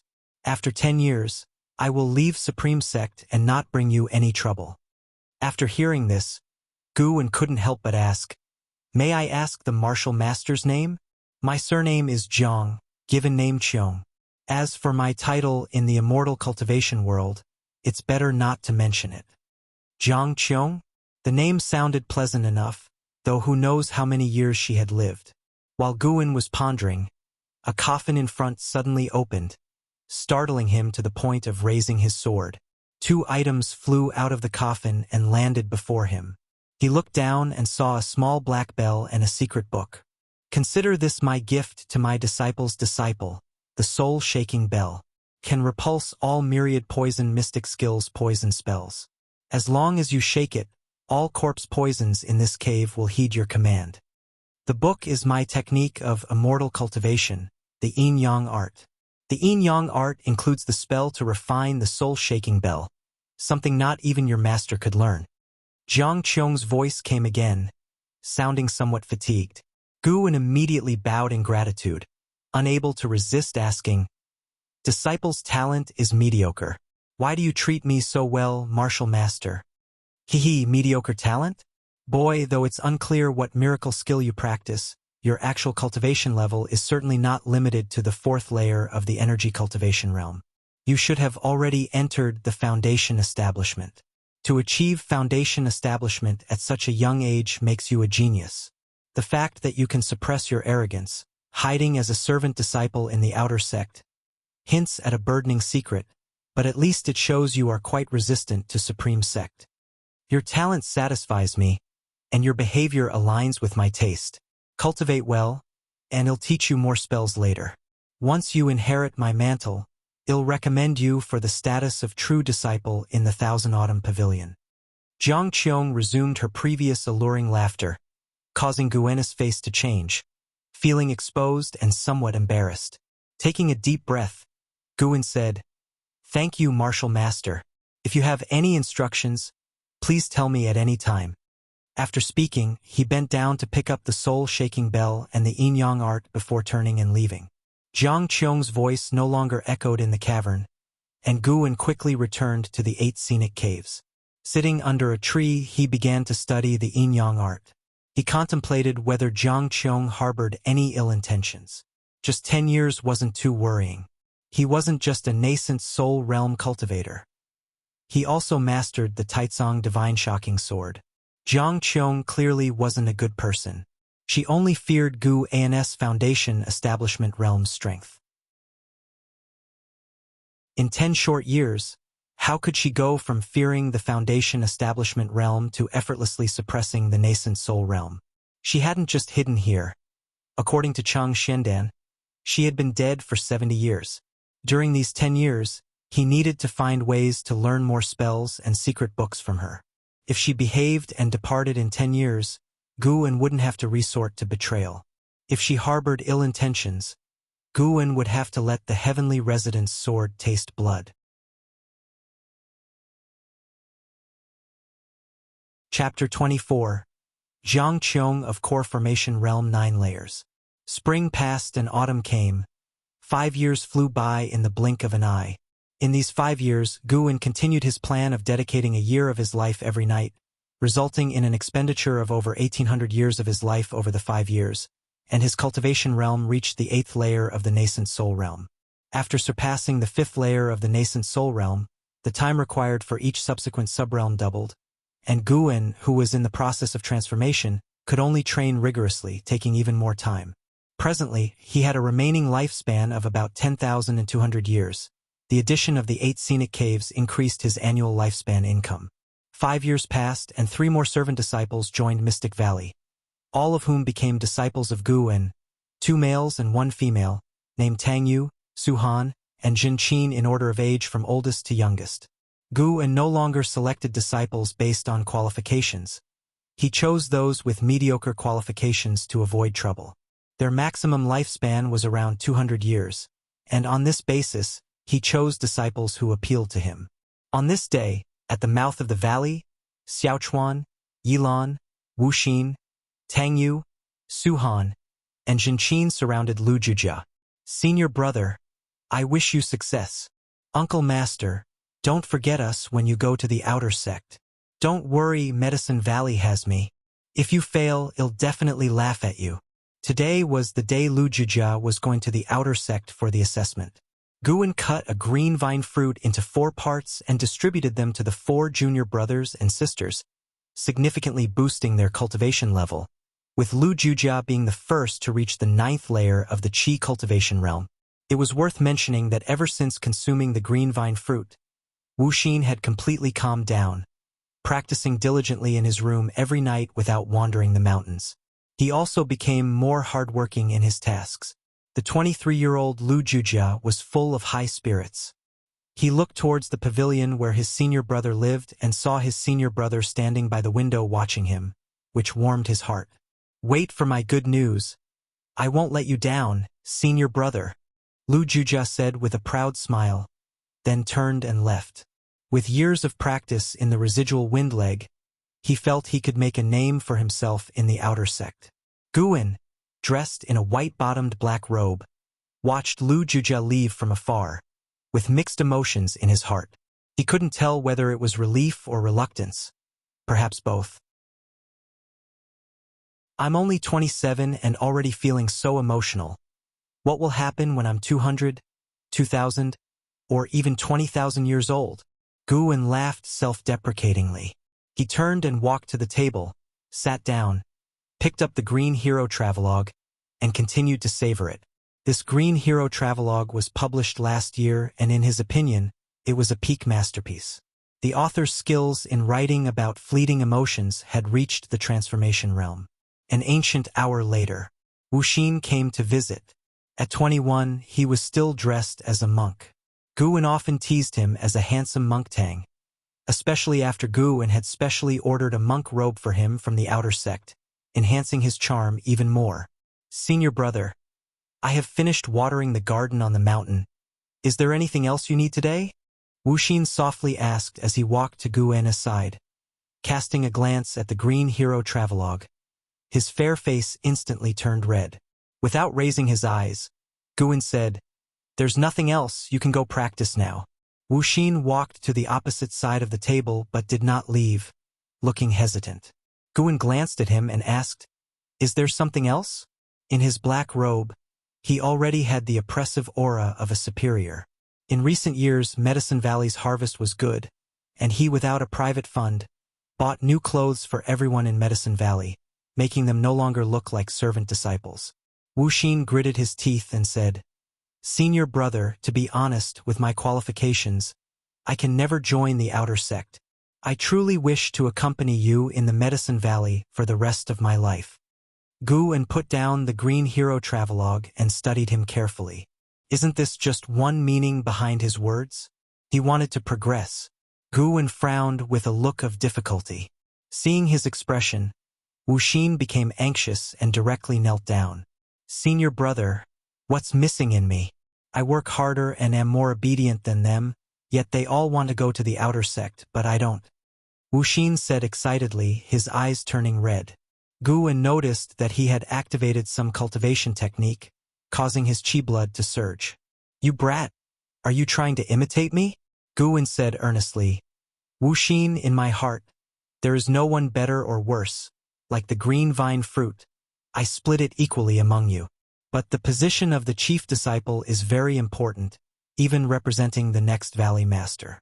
Although I am a servant disciple, my treatment is not inferior to that of ordinary outer sect disciples. I must repay the sect's kindness. You seem to be hiding something from me, of course. Everyone has their unspeakable reasons. I don't want to ask more, you will always be my junior brother, but the position of the chief disciple." He sighed at the end, showing a helpless expression. Wuxin was stunned, not expecting that his actions from years ago had been noticed by senior brother early on. His first reaction was panic, followed by moving emotion. That nighttime intelligence probe took place 5 years ago, yet senior brother had tolerated him for 5 years. What does that mean? Senior brother truly considered him as one of his own. Putting himself in senior brother's shoes, Wuxin felt that if he were in senior brother's place, he would have severely punished such a junior brother long ago. Wuxin felt more and more ashamed the more he thought. He really couldn't act anymore. Senior brother, actually? Wuxin gritted his teeth, seeming to make a huge decision. "Actually, I come from the Thousand Autumn Pavilion. My father is one of the 72 pavilion masters of the Thousand Autumn Pavilion. I am dull-witted and constantly bullied by my brothers and sisters, so I escaped. The reason I wandered around during those nights was because I heard about senior brother Li Ya's deeds. I wanted to see if there was any opportunity to prove myself to my father in the future, but I have given up now. I can't compare to my brothers and sisters, or even to Lu Jujia," Wuxin said in one breath, lowering his head. Not daring to look at Guwen's face showed shock and disbelief. "You?" Hearing senior brother's trembling voice, Wuxin felt even more ashamed, pressing his forehead tightly to the ground. Guwen truly hadn't expected Wuxin to be from the Thousand Autumn Pavilion. What is this? Might as well call it the Thousand Autumn Valley instead of the Mystic Valley. Guwen secretly spread his divine sense, forming an invisible barrier to prevent eavesdropping. He was silent for a while, then heavily sighed and said, "Forget it, stand up and talk first." Tense and uneasy, Wuxin breathed a sigh of relief. Wuxin stood up and saw the complex expression on Guwen's face, feeling even more moved. Indeed, senior brother truly cared for him. "I'm not very familiar with the Thousand Autumn Pavilion. I heard it's a demonic sect?" Guwen asked, taking a deep breath. Wuxin nodded and said, "Indeed it is, and the most evil demonic sect, skilled in corpse path, poison skills, soul capturing, and poison creatures. I couldn't stay there, so I escaped. Will your father come looking for you? I have to consider other disciples." Guwen asked worriedly. Wuxin quickly waved his hand. He would never look for me, he would rather I was dead. I am his greatest humiliation. Hearing this, Guan's face relaxed a bit, sternly scolding, Wuxin, I won't allow you to belittle yourself like this. How can a person's worth be judged solely by their cultivation level? Wuxin scratched his head and said with a silly laugh, I know, but the Thousand Autumn Pavilion is a demonic sect, and people in demonic sects are not normal. Guwen nodded, as if remembering something, and asked, By the way, have you heard of the name Qiong in the Thousand Autumn Pavilion? Qiong. Wuxin was taken aback, frowning in thought. After a few breaths, he suddenly recalled and said, I remember. She was the top genius of the Thousand Autumn Pavilion 100 years ago and the daughter of the second pavilion master. But she has fallen for many years. I heard my father mention her when I was young. He even wanted my elder brother to marry Qiong. Hearing this, Guwen couldn't help but ask curiously, How old is your father? Wuxin replied, Almost 500 years old, with over 100 children. So he wouldn't care even if I was lost. Guwen was silent. The demonic sex style is somewhat enviable. Guwen asked a few more questions, but Wuxin didn't know much about Qiong. Since you have confessed your origins, I will train you to be the chief disciple. If the chief disciple position of a valley can bring back a lost demonic cultivator, it can be considered a merit. But for now, you cannot reveal this to anyone. You must win over everyone in the valley with your actions. Guwen said seriously. Hearing this, Wuxin was overjoyed. He was about to bow and thank Guwen, but Guwen continued to remind, From now on, you cannot mention the Thousand Autumn Pavilion even one bit, not even when alone. This is the supreme sect, even self-talk might be overheard. Wuxin nodded repeatedly, following the guidance meticulously. The two brothers shifted topics and chatted about other casual matters. Wuxin felt closer to senior brother, a feeling that made him grateful and realizing that he should have confessed to senior brother much earlier. At night, in the 8 scenic caves, Guwen came to an open space by the underground river and began planting medicinal herbs. His movements were slow. Normally, he didn't practice much but enjoyed the planting process, planting lives instead of plants.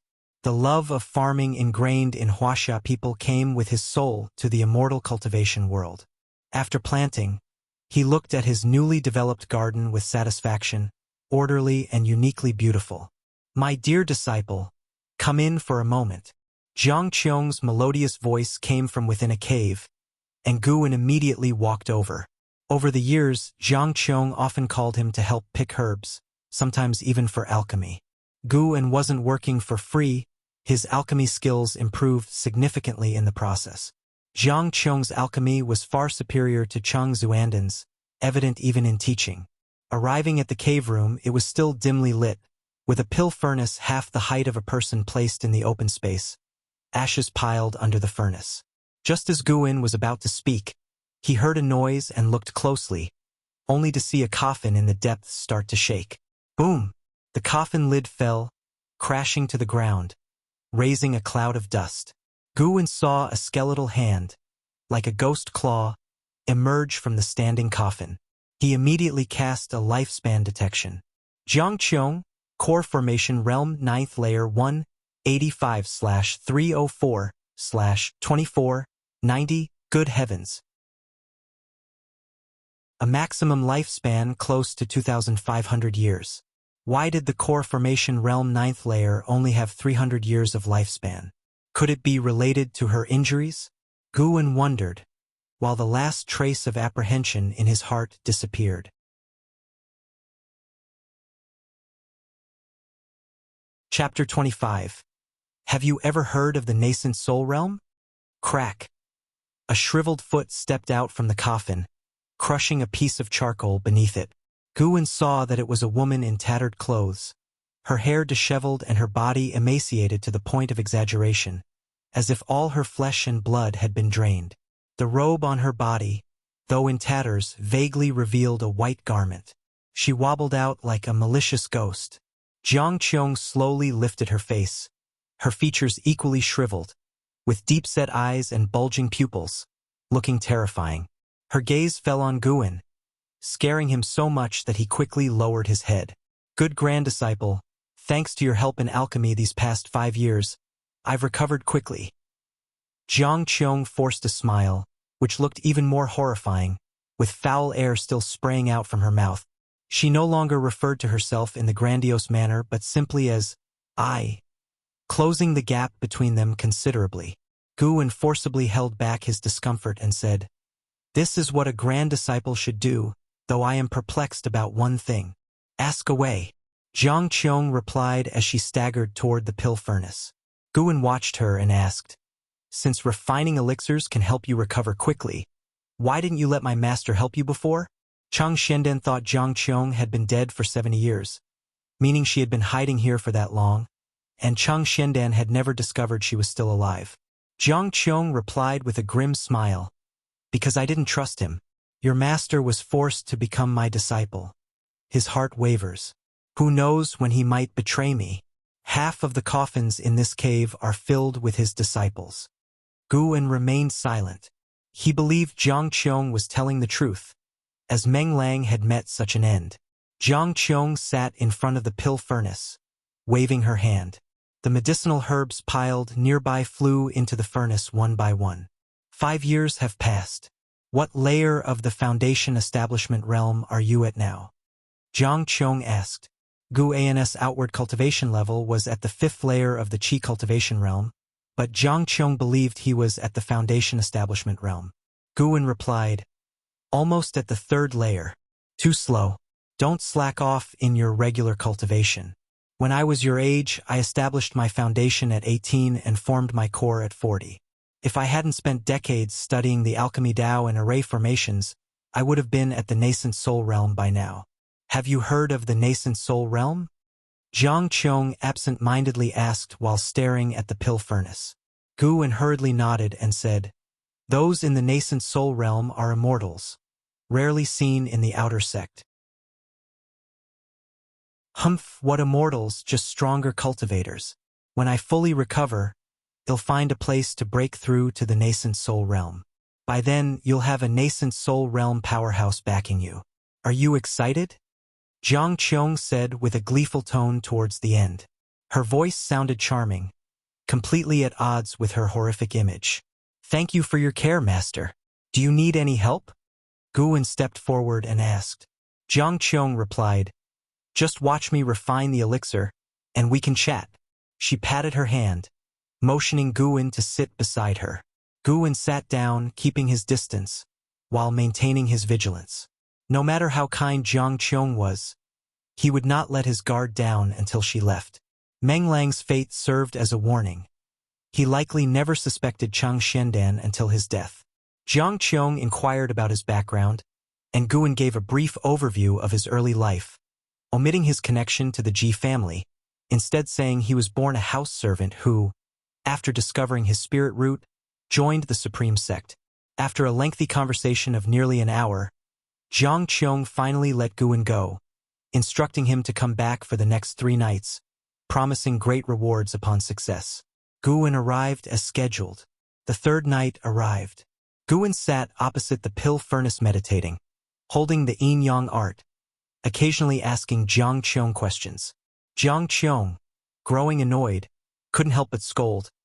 "Are you deliberately deceiving me? How could someone so young reach the Foundation Establishment Realm and yet be so dull-minded?" Guin replied, feeling wronged. "Alchemy is alchemy, and energy absorption is energy absorption." Qiong suddenly had nothing to say, then her attention was drawn to the pill furnace. Steam poured increasingly from the furnace. The vent hole turned dark green, appearing eerie. Guin felt a chill. What elixir was she refining? It felt like a poison elixir. Qiong's eyes shone with excitement as she fell silent, focusing on the pill furnace. Time passed second by second. Guin remained on guard, ready to fend off any sudden moves from Qiong. Who knows how much time had passed? The pill furnace emitted a muffled sound, and a grin, more horrifying than a cry, spread across Qiong's face. She raised her right hand, and with 2 fingers the furnace lid flew off. A pill shot out, which she caught and instantly swallowed. So fast, as if afraid Gu-en would snatch it. After swallowing the pill, Qiong immediately sat cross-legged to cultivate. Within 3 breaths, wisps of white steam emanated from her body. Gu-en stood up and cautiously retreated, keeping his distance. The white steam increasingly surrounded Qiong, making her figure blurry, resembling a zombie shrouded in mist. Gu-en continually monitored her lifespan, wary of her sudden breakthrough to the Nascent Soul Realm. Qiong's lifespan began to grow, the sight of which amazed Gu-en for it to be represented in numbers. He suddenly became very interested in Qiong's elixirs. What miraculous elixir was this? Qiong wasn't just increasing her lifespan. Her aura was rapidly rising, soon surpassing that of the Foundation Establishment realm. A true core formation realm cultivator. Gu-en keenly observed Qiong's body recovering, her physique growing denser like a balloon inflating. Impressive. He patiently waited. Soon, the cave echoed with Qiong's increasingly heavy breathing, resembling the roars of a wild beast towards the end. After a long while, Qiong's breathing suddenly stopped.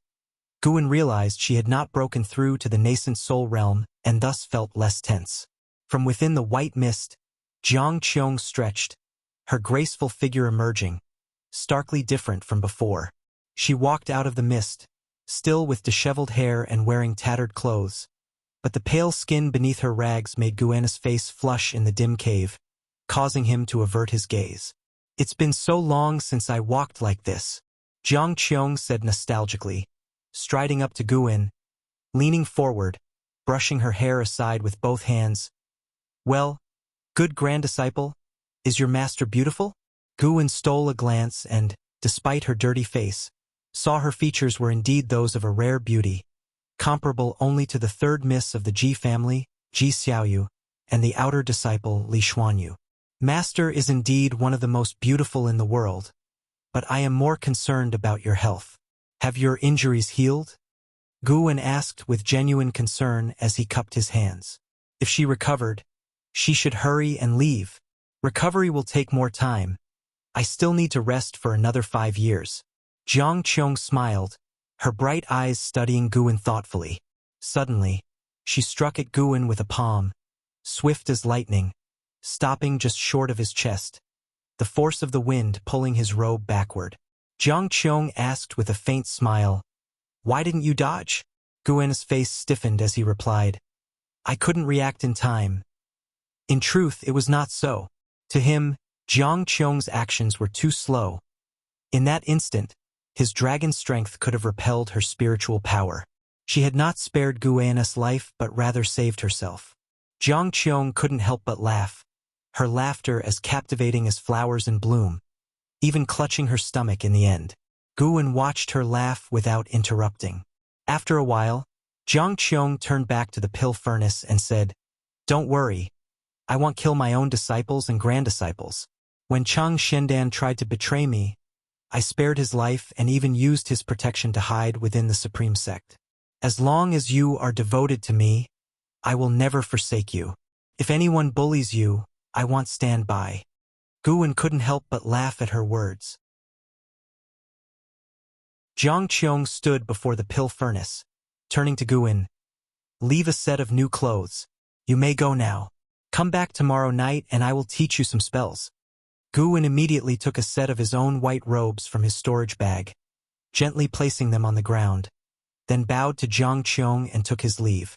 Once he disappeared into the darkness, Qiong turned around. Approaching the white robes, she raised her hand and telekinetically picked them up, inhaling their scent with a chuckle. At dawn, Gu-en was leading the people of Medicine Valley in exercises. Someone approached the entrance of the valley. It was Liye. Liye was still dressed in black. Compared to 5 years ago, he exuded an overwhelming aura of strength. His arrival instantly grabbed everyone's attention. "It's senior brother Liye," Xiaochuan exclaimed in delight. Gu-en immediately walked toward Liye, instructing everyone to continue with their exercises. He reached Liye and was about to speak when Liye cut in first. Let's talk upstairs. Hmm? Something urgent? Guwen instantly grew tense. What matter required Liye to come personally? He led Liye to the pavilion, ascending the stairs and entering the room before closing the door. Liye walked to the table. With a wave of his hand, a green vine fruit appeared on it, leaving Guwen astonished. 4 years ago, the Elixir Hall in the Outer Sect acquired a green vine fruit. I bought it, but due to heavy tasks, didn't get a chance to give it to you. Liye smiled. Guwen's expression turned strange. Liye asked, "What's the matter?" Feeling that he couldn't hide it, Guwen cleared his throat and said, "I was the one who sold that fruit to the Elixir Hall. To avoid suspicion, he had sold it at a low price, earning praise from the Elixir Hall elder for his gratitude towards the sect." Guwen, emboldened by Liye's assurance that green vine fruits were not rare in the Supreme Sect, had sold it. The Outer Sect had none, but the Inner Sect had plenty, and the Inner Sect possessed many miraculous treasures. Unexpectedly, Liye had bought it back. Liye sighed and said, "This is quite a mess. This fruit can boost chi blood, a precious natural treasure. How could you sell it? For how many spirit stones?" 20 mid-grade spirit stones. What? I paid 10 top-grade spirit stones. Liye's eyes widened. 1 top-grade spirit stone was equivalent to 100 mid-grade spirit stones. The two fell into silence simultaneously. In truth, Guwen felt it wasn't a loss. Using the green vine fruit, he had forged a good friendship with Zhu Qinglu at the Elixir Hall, who had provided him many conveniences over the past 4 years. But facing Liye, he felt a bit embarrassed. Liye finally said, "Forget it. Consider it our contribution to the sect. Besides this fruit, I have another matter to discuss with you."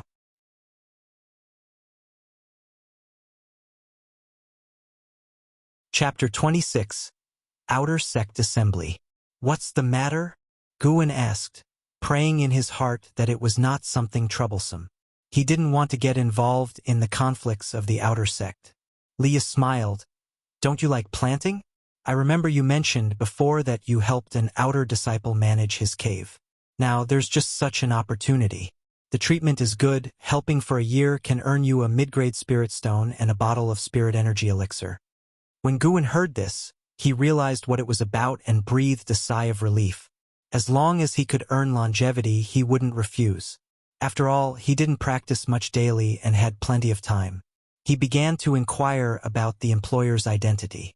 Liye didn't hide anything either. That outer disciple was Liye's friend, and his cave was near the outer gate city. After Guwen agreed, Liye immediately took him there.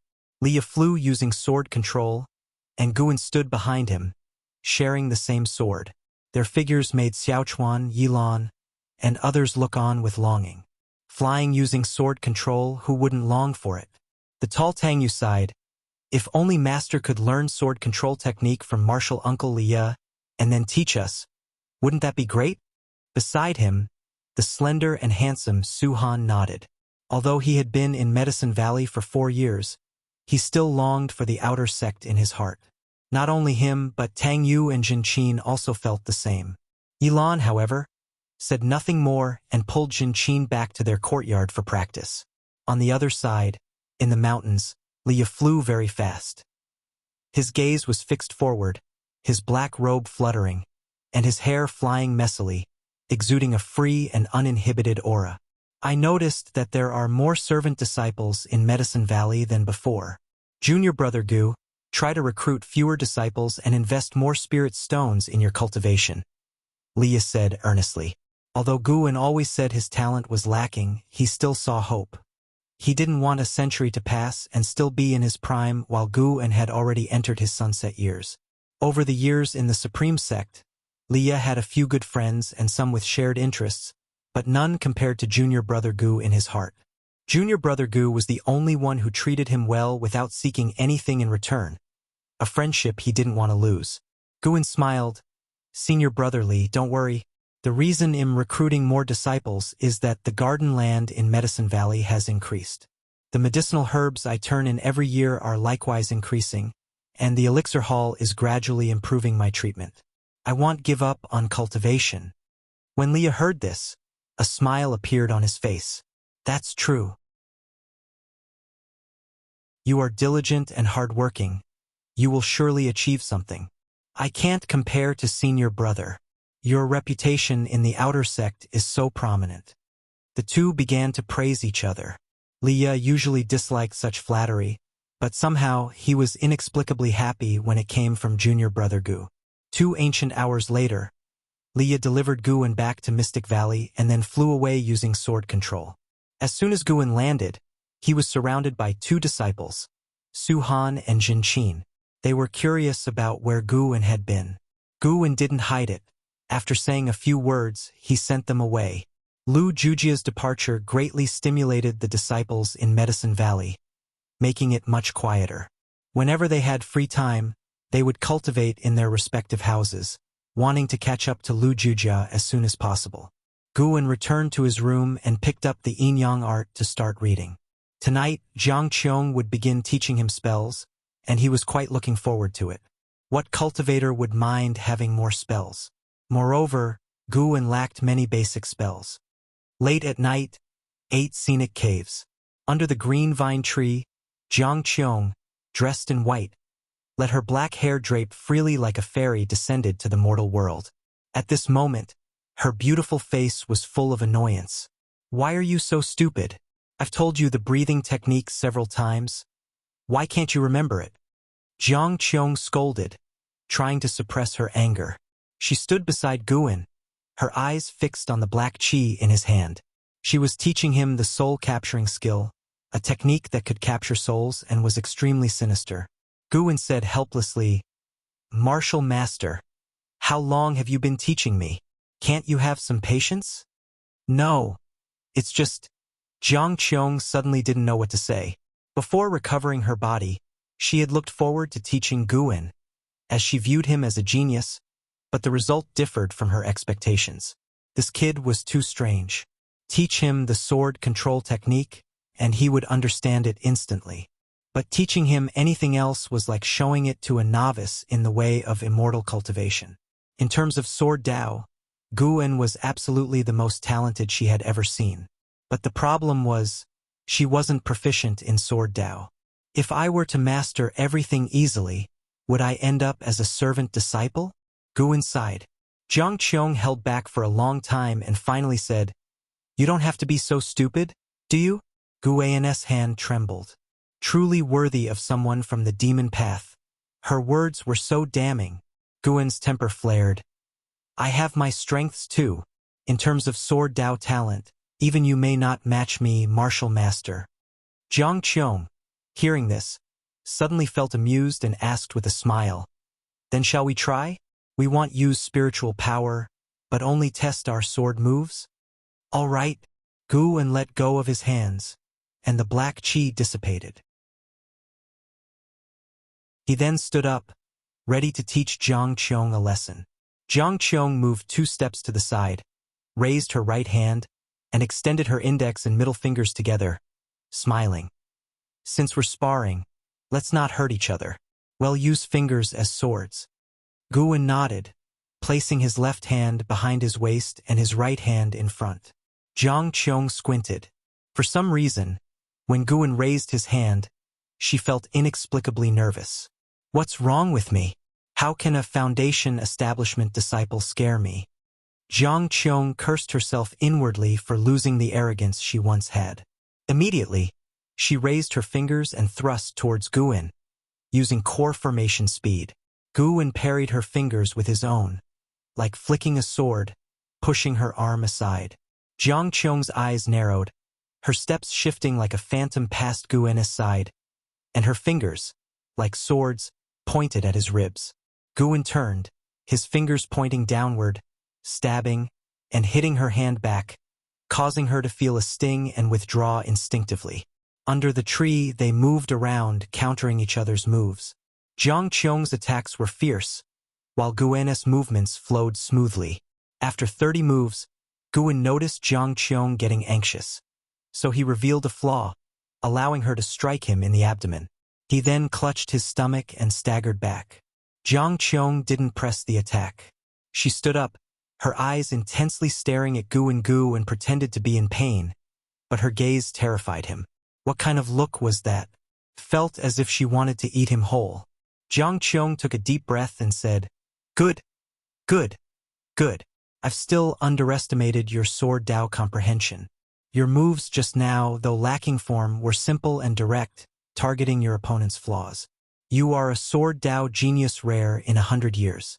If you had a good mentor, you could surely become famous as a sword cultivator in the future." Guwen shook his head. Being famous is out of the question. If that happens, many people will come looking for trouble. I hate fighting, let alone killing. Qiong was stunned, finding it very amusing. It was the first time she had met such a cowardly genius. "It's my fault for being impatient and scolding you. Come, let's continue practicing the soul-capturing skill. Even though you're suited for sword Dao, some spells are essential to have, just in case." Qiong beckoned. Guwen immediately moved closer to continue practicing the soul-capturing skill. After some sparring, Qiong's attitude improved greatly, speaking kindly and occasionally giving him goosebumps. Thus, Guwen visited the 8 scenic caves every night to practice spells with Qiong. Once he mastered a spell to the point of appearing on his attribute panel, he would start practicing the next spell. Qiong thought he was discouraged, so she didn't press him. After all, she had many spells to teach. While healing, she found it quite enjoyable to mentor a junior. Besides, Guwen went to the cave of the outer disciple once a month to look after the medicinal herbs. At the end of the year, with snowflakes flying, covering the sky and blocking the sun, Guwen, wearing a bamboo hat, climbed the mountainside and arrived at a cave. Just as he was about to take out his token, he sensed something. There were people inside, not just one person. Guwen immediately wanted to leave, but the voices inside the cave stopped abruptly. If he left now, it would prove he could penetrate the restriction and detect what was happening inside the cave. He could only press the token on the mountain gate, causing the gate to open. He stepped into the cave, walked through the path, and reached the cave chamber. When he saw 3 people inside, he was stunned and quickly bowed. "Sorry, I didn't know the seniors had returned. You'll leave at once." With that, he turned to leave. The cave's owner, Chun-Li, appeared to be in his early 40s with a scholarly and elegant demeanor. He raised his hand and said with a smile, "No need. Do what you need to do and we'll continue our conversation." Hearing this, Guwen could only turn back, bow again, and then head towards the herb area not far away. Guwen noticed the other 2 people. One was a woman who was none other than Li Xuanyu, whom he had previously fought against. The other was not Qiong but another man, refined and handsome, like a nobleman from a painting. Even a man would be amazed at his appearance. Li Xuanyu recognized Guwen but didn't speak. Guwen secretly scanned the handsome man's lifespan. Xiao Qinjun, Core Formation Realm, First Layer 58/621/1508, Core Formation Realm, First Layer, an inner Sect disciple? Chun-Li noticed Guwen starting to pick herbs and turned to look at Li Xuanyu and Xiao Qinjun with a sigh. The Outer Sect Grand Tournament is about to start, and this time it's hosted by the Supreme Sect. Our pressure has increased. Xiao Qinjun smiled. What's there to fear? The Outer Sect has many talents. Even if sects and factions join forces, it's hard to surpass the Supreme Sect. In the Taicang dynasty, the Supreme Sect is the strongest. Chun-Li shook his head. I heard the Ancient Sky Sect, Heavenly Extinction Sect, and Thousand Autumn Pavilion each have dual spirit roots geniuses in the Outer Sect, deliberately holding back their realms, waiting for this grand tournament.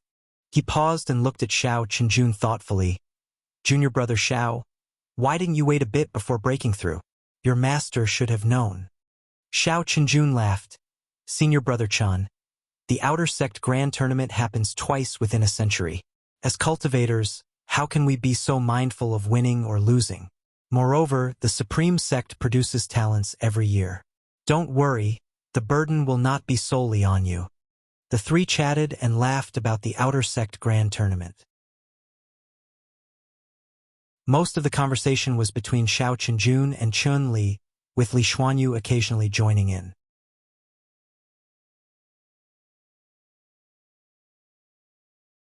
Chapter 27 Wanyin Sect, Su Ruye. The competition of the outer sect in the world. The geniuses of the major sects gathering at the Supreme Sect, including disciples from the Thousand Autumn Pavilion. Guwen listened with great interest. Such a grand event must be very exciting. However, he was a bit worried whether the cultivators from the Thousand Autumn Pavilion would take the opportunity to find him and force him to provide information on the Supreme Sect. Chun Li and the others started talking about other matters, with the topic gradually shifting to the inner sect. Chun Li was very interested in the inner sect and curious about what it was like. Xiao Chenjun gave a brief explanation about the bustling inner sect city, the profound heritage of the peak's inheritances, and the rich array of missions and rewards. Guwen seemed to be listening to a story. However, Guwen still wasn't yearning for it. Inner sect disciples also had to defend the Taicang dynasty, not only to slay demons within the country, but also to help the dynasty fend off invasions from other dynasties. Just thinking about it gave him a headache. When Guwen was done and had harvested the lifespan of several hundred years, he came to Chun Li, ready to bid farewell. You are quite meticulous in your work. Could you also help me watch over the grotto heaven? Li Xuanyu suddenly asked. Hearing this, Chun Li immediately smiled and said, This lad's work is indeed satisfactory and he is very disciplined. He was recommended by Liye, so he is trustworthy. Li Xuanyu stared at Guwen, waiting for his response. Under everyone's watchful eyes, Guwen couldn't refuse and nodded in agreement. You two continue your conversation. It'll take him to get familiar with the area, Li Xuanyu said, then got up and left. Guwen quickly bowed to Chun Li and Xiao Chenjun and then followed the pace of Li Xuanyu. After the grotto heaven's mountain gate closed, Xiao Chenjun asked with a smile, The enmity within the Li family is really complicated. Do you think junior sister Li and Liye bear any grudges against each other? Chun Li shook his head and said, How could there be grudges? If there were, she wouldn't have spoken up for Liye back then. Liye would have been killed by Qiong long ago. Now that Qiong has been missing for years, I suspect he was killed by Liye. Xiao Chenjun lifted his teacup, his gaze becoming subtle. After leaving the grotto heaven, Guwen followed Li Xuanyu. They rode the same flying sword but kept a proper distance from each other. Standing behind Li Xuanyu, Guwen could smell a unique fragrance, much better than the scent on Qiong. Although Qiong had already washed, the odor of death hadn't completely dissipated yet. They traveled in silence, as Li Xuanyu's cold temperament made Guwen hesitate to speak. Her grotto heaven wasn't too far from Chun Li's. They landed after a short while. Guwen distinctly felt that the restriction in her grotto heaven was stronger, and this feeling became even more intense upon entry. Such dense spiritual energy. Li Xuanyu began to explain the origins and cultivation process of the medicinal herbs within the grotto heaven, and Guwen listened attentively. After half an hour, Li Xuanyu handed him a token. With this token, he could directly open the grotto heaven, offering him the same treatment as Chun Li. For Guwen, harvesting the lifespan from medicinal herbs was enough. If he could get spirit stones, he wouldn't refuse them either. Guwen cupped his hands to salute and took his leave. Wait, what is your relationship with Liye? Li Xuanyu suddenly asked. Guwen paused, turned back and said, Liye is my senior brother. Naturally, we have a good relationship. He could tell that Li Xuanyu probably had a good relationship with Liye. If there were enmities, she wouldn't use him, a servant disciple, to frame Liye, would she? Li Xuanyu didn't say much, only nodded slightly. Guwen bid farewell once again. Managing the grotto heaven for an outer disciple wasn't exhausting. Generally, he had to visit once every half-month or month. Guwen felt he could take on more work. His aspirations were growing richer. The 8 scenic caves and Mystic Valley were the main trunk of it. If branches could be extended, he could gain more lifespan. Strive to reach a lifespan of 100,000 years as soon as possible. Winter snow melted, and spring arrived. At dusk, Mystic Valley started to hang lanterns and put up decorations. In front of the pavilion, the youngest disciple, Xinqin, squatted on the ground, cutting paper and quietly asking, Master, What is the significance of the Spring Festival? She was 9 years younger than Guin, with a sweet appearance, large eyes, a petite figure, and a gentle personality. Even Lu Jujia and Xiaochuan were very fond of her. When I was a child, I heard an old man say that the Spring Festival represents the start of a new year, bidding farewell to the old and welcoming the new. At this time of year, people bless each other. Since we have no major celebrations in Medicine Valley, let's set the Spring Festival as a celebration, Guin said, sitting nearby, weaving a lantern. Not far away, Wuxin, Xiaochuan, and Tang Yu were hanging lanterns and pasting red paper. Yilan was preparing the dishes, while Su Han was checking various garden areas. After hearing this, Jin Qin's face lit up with anticipation. Guin had suddenly thought of the Spring Festival a few days ago. Upon hearing the members of Medicine Valley discuss their hometowns, he remembered his past life on Earth. It was precisely the Spring Festival season, so he decided to establish the Spring Festival as the first holiday in Mystic Valley. In the future, other holidays could be arranged to make life in Medicine Valley less monotonous. He wondered if there were other Earthlings in this mortal world. Guin silently thought to himself. He created the story of the Spring Festival from what he had heard from an old man simply as a precaution. At this moment, Guin's brows furrowed. He sensed two unpleasant auras approaching Mystic Valley, less than 10 miles away. Those two had cultivation levels in the Foundation Establishment realm, but their auras carried a strong scent of blood. They had killed many people. With the competition of the outer sect in the world about to start, could it be that demon cultivators were here for a visit? Guin silently prayed, hoping the visitors wouldn't enter Medicine Valley. However, what he feared came true as the two flew straight towards Mystic Valley. In no time, their figures appeared at the mountain peak, overlooking Medicine Valley. It was a man and a woman, both dressed in dark purple robes, with a sinister aura. Even in the daytime, they looked like malevolent ghosts. The woman's posture was seductive, with heavy makeup and long, claw-like nails. She covered her mouth and laughed. Mr. Su, we're not far from the outer sect of the Supreme Sect. Why not rest here for a while and gather some intel from these servant disciples? The man next to her had a robust build and a stern face, wearing a purple crown with a red gem embedded in it, resembling a crimson vertical eye. A bunch of energy cultivation realm bugs. What can we learn from their mouths? The man in purple said coldly. He was from the Wanyin sect, named Su Ruye, here with his Taoist friend Changji to participate in the competition of the outer sect in the world. Changji laughed. You know the people from the Supreme Sect. Their strength isn't great, yet they love to gang up on others. If we arrive early, we will surely be swarmed with trouble. It's better to wait here. Su Ruye agreed after hearing this. He then leaped down and Changji followed suit. Guin looked up and immediately used the lifespan detection.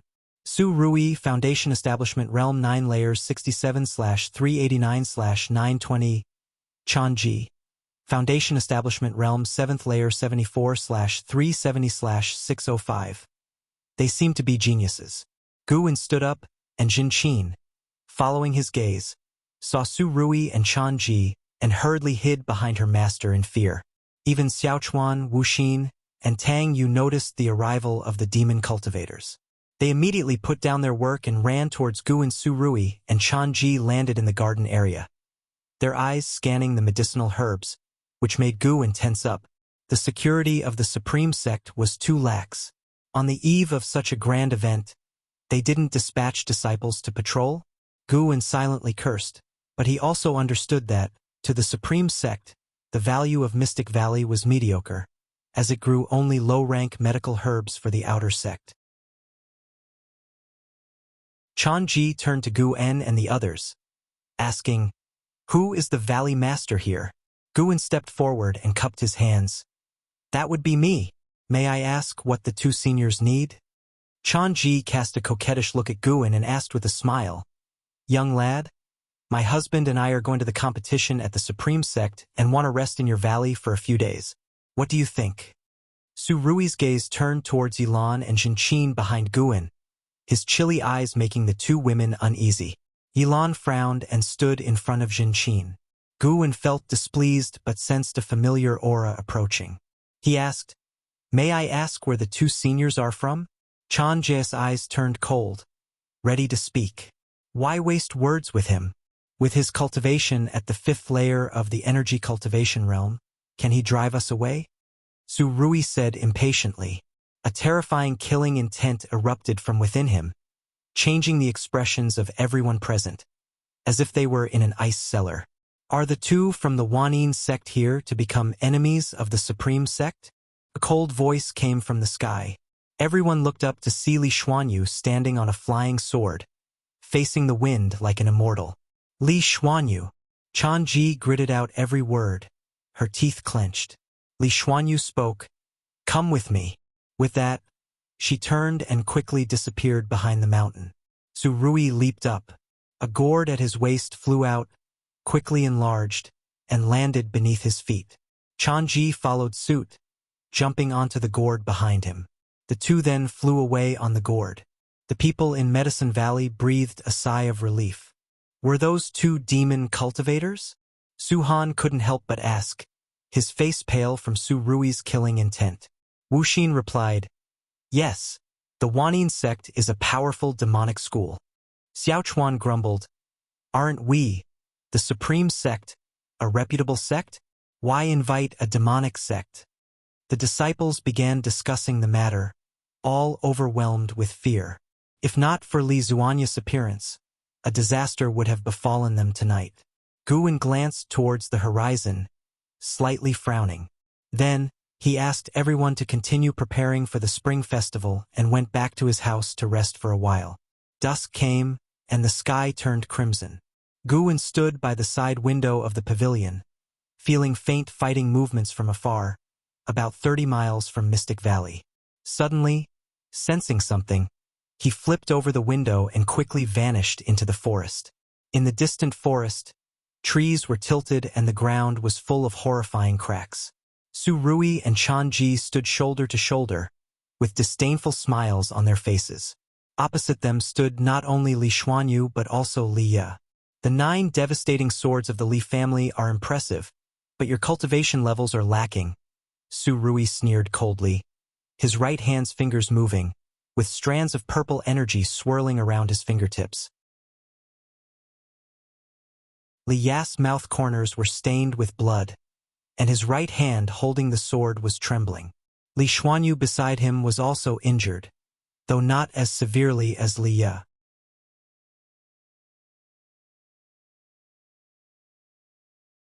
Chapter 28 Flying Leaves to Annihilate the Enemy. Such overbearing sword chi. Chanji ignored Li Ye, her gaze fixed on Li Xuanyu. She smiled seductively and said, "Li Xuanyu, aren't you a girl of heavenly pride?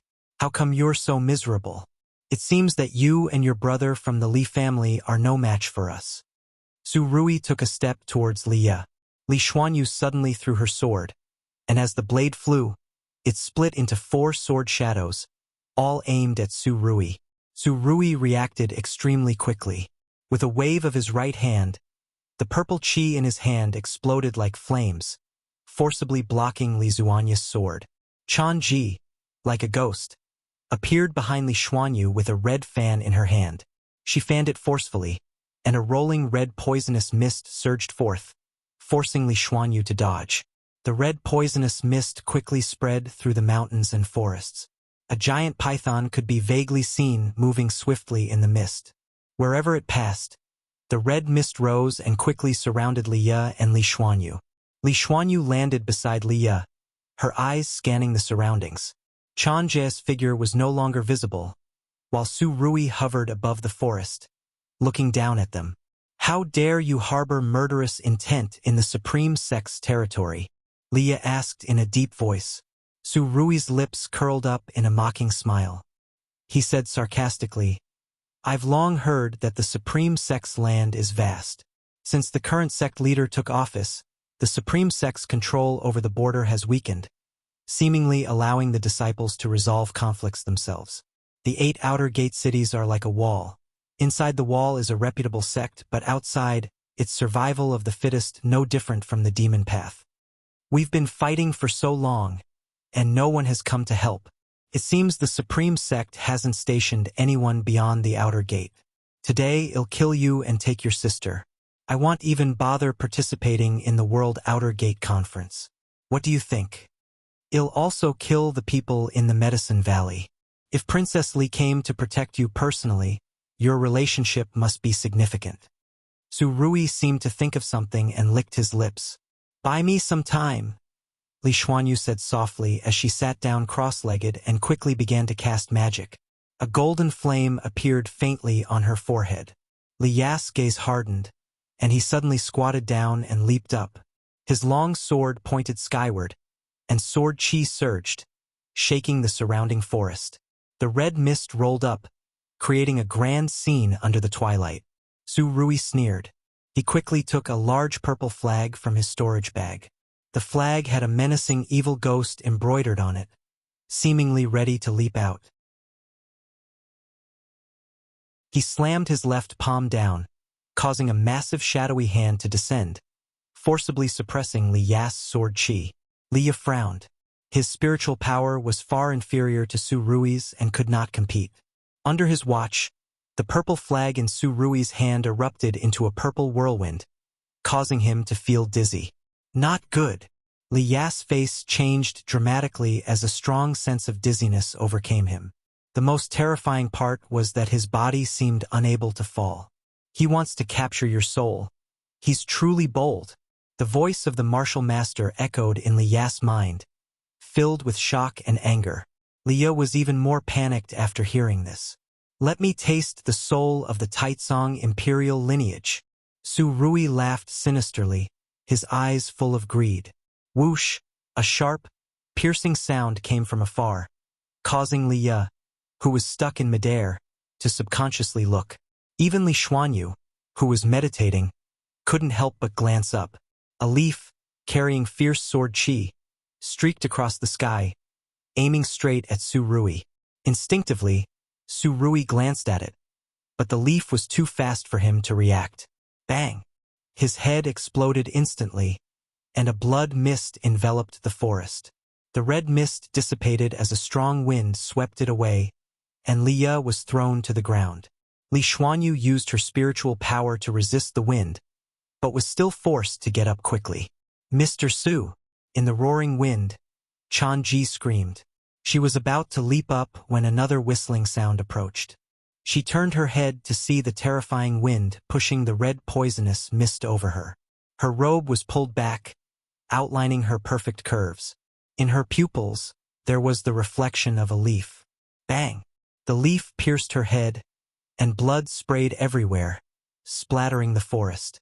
The leaf continued its furious trajectory, cutting down trees and raising a cloud of dust before finally embedding itself into a large tree's trunk. Thud! Thud! Ruye's body fell to the ground, followed by Changji's corpse. Soon, all that remained in the forest was the sound of the wind. Li Ya propped himself up, sitting on the ground, his black hair disheveled, staring in shock. Not far away, Li Xuanyu was equally terrified, looking dazedly at the corpses of Ruye and Changji. To kill an enemy with a flying leaf, such domineering sword chi, this person must be at least at the Nascent Soul Realm, and his sword Dao accomplishment is extremely high. The voice of the martial master echoed in Li Ya's mind. Li Ya was jolted awake. He quickly stood up and cupped his fists, shouting, "Which senior intervened to help us?" Li Xuanyu heard him and followed suit, looking around. But, unfortunately, no one responded. "Boy, check over there." The martial master's voice urged Li Ya to walk in a certain direction. Li Ya immediately walked over, trembling. His injuries and the soul capturing made him very uncomfortable. Li Xuanyu went to check the corpses of Ruye and Changji. She stabbed them twice, using sword chi to shred their hearts. Li Ya walked for 200 zhang before stopping in front of a tree. His gaze fell on the trunk, and his face changed dramatically. "How is this possible?" Li Ya muttered in a trembling voice.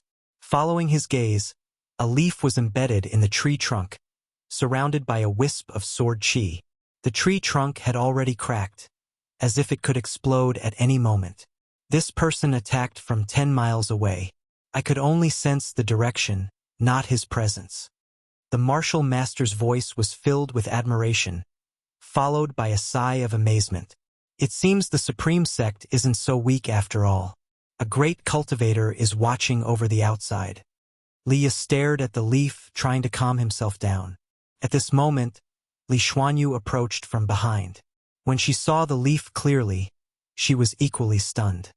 As night fell at Mystic Valley, Valley Master's pavilion was brightly lit and decorated. Guwen and his disciples sat around a large round table, exchanging cups and chatting happily. Xiaochuan and Tang Yu were engaged in a drinking contest.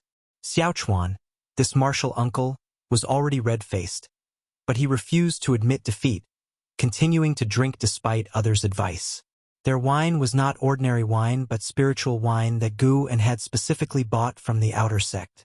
A jar was worth 2 low-grade spirit stones, equivalent to 2 months' salary for a servant disciple. We encountered 2 demon cultivators today. Do you think more demon cultivators will come? Suhan suddenly asked. His words instantly dampened the atmosphere at the dining table. Their smiles disappeared, and they all began to worry. Guwen comforted them with a smile. Don't worry, there are outer disciples patrolling. Didn't you see them today? Perhaps after this incident the patrols will increase. He was not worried because he was immersed in joy. After killing Su Ruye and Chanji, he had successfully obtained 112 years of lifespan. He was summarizing the rules of obtaining lifespan. He could only judge that the years obtained depended on the remaining lifespan of the target, ranging from 10 to 20% with no fixed amount, making it rather random. Although killing cultivators yielded higher lifespans, Guwen was not looking forward to more such incidents. Killing too many enemies would eventually lead to trouble. It was safer to accumulate lifespans through medicinal herbs, as he currently did. There were always people stronger than you. Even if Guwen could quickly become stronger by killing enemies, if he encountered an overwhelmingly stronger opponent, he would still die. He couldn't determine the highest cultivation level in the mortal world. But he felt that if he could survive for 1,000 or 10,000 years, he might become invincible in the mortal world. Hearing Guwen's words, everyone found them reasonable, and the atmosphere lightened again. Guwen didn't dwell on his own matters. He started chatting with his junior brothers and sisters, asking about their future cultivation goals. The atmosphere continued to rise, and eventually he too started drinking. The first spring festival in Mystic Valley was considered a success. Everyone dispersed late into the night. Guwen then went to the 8 scenic caves. Qiong was sitting under the green vine tree, cultivating energy. Demonic chi surrounded her, making her look terrifying. Guwen brought a meal to her and said, "Martial Master, today is the spring festival of Mystic Valley. This is a meal that my junior sister made. Would you like to try it? I wish you a speedy recovery of your power." Upon hearing this, Qiong opened her eyes and asked in confusion, "Spring festival? What festival is that?" Guwen gave the explanation he had prepared. Whoever asked, he would reply that he heard it from an old man. Setting a festival is indeed a good idea. It can unite people's hearts. Qiong nodded in approval, then looked at the food basket in Guwen's hand. Guwen immediately set down the basket and took out the dishes one by one, along with a small jar of wine. Seeing this, Qiong's eyes lit up. She mused, "Since it's your kind gesture, I can't not eat it." She picked up a bowl of food and began to eat voraciously. Guwen quickly poured her wine and curiously asked, "Martial Master, I have always been puzzled by something. Speak." Qiong mumbled as she drank the wine in one gulp, her mouth covered in liquid, unsure if it was oil or wine. Why did the Thousand Autumn Pavilion insert spies outside the outer sect? It seems Mystic Valley can't gather any information. Guwen asked. Qiong rolled her eyes at him and said irritably, "Who told you to gather information? Your role is to wait patiently. Once the green vine tree fully matures, This place will become a stronghold for the Thousand Autumn Pavilion. Other people handle intelligence gathering. Hearing this, Guwen became even more uneasy. What? A stronghold? Guwen frowned and asked, "Is Mystic Valley the only possible stronghold?" Of course not. Besides Mystic Valley, at least 5 other Medicine Valley Masters are spies for the Thousand Autumn Pavilion. They just don't know each other's identities. 100 years ago, a spy from the Thousand Autumn Pavilion even became a true disciple. By now, they are probably at elder level. Qiong answered casually. Guwen fell silent. Had the Supreme Sect become so riddled with spies? Qiong put down the empty plate, picked up a large chicken leg, and smiled. The taste is not bad. Although I have long since started fasting, indulging occasionally is nice. As a reward, I'll teach you the secret technique of the Thousand Autumn Pavilion later.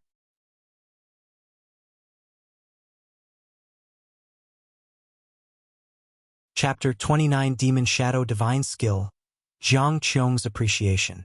What secret technique? Guwen asked expectantly. He had already learned many spells from Qiong, but as the saying goes, the more the better. When Qiong left, it would be difficult to find such a dedicated martial master again. Qiong took a bite of a chicken leg and said proudly, "One of the 9 great secret techniques of our Thousand Autumn Pavilion, the Demon Shadow Divine Skill." Demon Shadow Divine Skill? Sounded. Guwen frowned and asked, "Is this a cultivation technique?" He didn't lack cultivation techniques. Changing techniques would mean rebuilding his spiritual power, and he didn't want to waste his lifespan. I already said it's a secret technique. The Demon Shadow Divine Skill will help you be a better spy.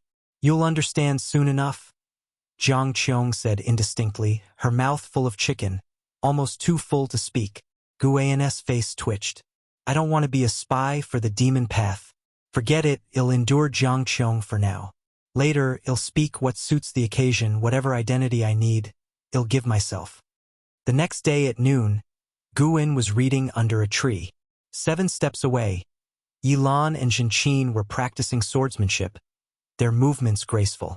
Unfortunately, they couldn't capture Guwen's attention. Senior brother, Brother Liya is here. Xiaochuan ran over and said, followed by a man, Liya. Guwen immediately stood up and stuffed the green hero travelogue into his robe, then walked toward Liya. Let's talk inside, Liya said first. Guwen nodded and led him upstairs. Zhenqin stopped swinging her sword and looked at Yilan, asking nervously, Martial Uncle Yi, could Martial Uncle Liya be here because of those 2 demon cultivators from yesterday? Perhaps. Yilan glanced back and replied softly. Inside the house, Guwen and Liya sat facing each other. As he poured tea for Liya, Guwen asked, What's the matter? Liya said, I plan to stay in Mystic Valley for half a year. Is that okay? Of course, you can stay as long as you like. Did something happen? Guwen readily agreed, taking the opportunity to inquire with concern. Liya hesitated for a moment, then decided to recount his encounter yesterday. Perhaps knowing these matters could motivate junior brother Gu to cultivate diligently under pressure. After hearing the story, Guwen's eyes widened in astonishment. Those 2 are dead? Won't the Wanyin sect cause trouble? Liya snorted. He attacked Li Xuanyu and me. If anyone is to blame, it's the Supreme Sect who will deal with the Wanyin sect. Besides the Supreme Sect, the court will also pressure the Wanyin sect. Li Xuanyu is my father's most beloved daughter. Guwen asked in surprise. They still dared to attack Senior Li. Su Ruye and Changji are notorious villains who stop at nothing. Changji had a grudge against Li Xuanyu from their time in Yeqing. When they finally saw Li Xuanyu alone, they wouldn't miss the chance. And also, Liya sneered at the end but held back. And what? Nothing.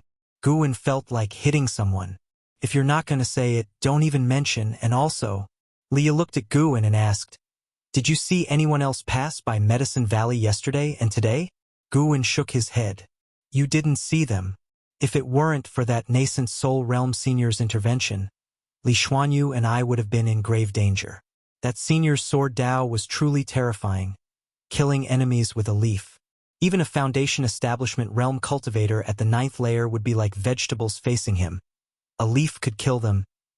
Liye grew excited as he recounted the battle, depicting the scene with fervor. Guan's eyes widened, gasping occasionally as if he were listening to a mythical tale. That Nascent Soul Realm senior only tossed out 2 leaves. Yet Liye used all the words he knew to describe it. Extremely animated. A true sword cultivator should be like this, winning without a sword. Anything in hand can be a sword. Even I. In short, senior brother, I found my direction. From now on, I'll focus on practicing the sword and delving into sword Dao. Liye showed a look of longing.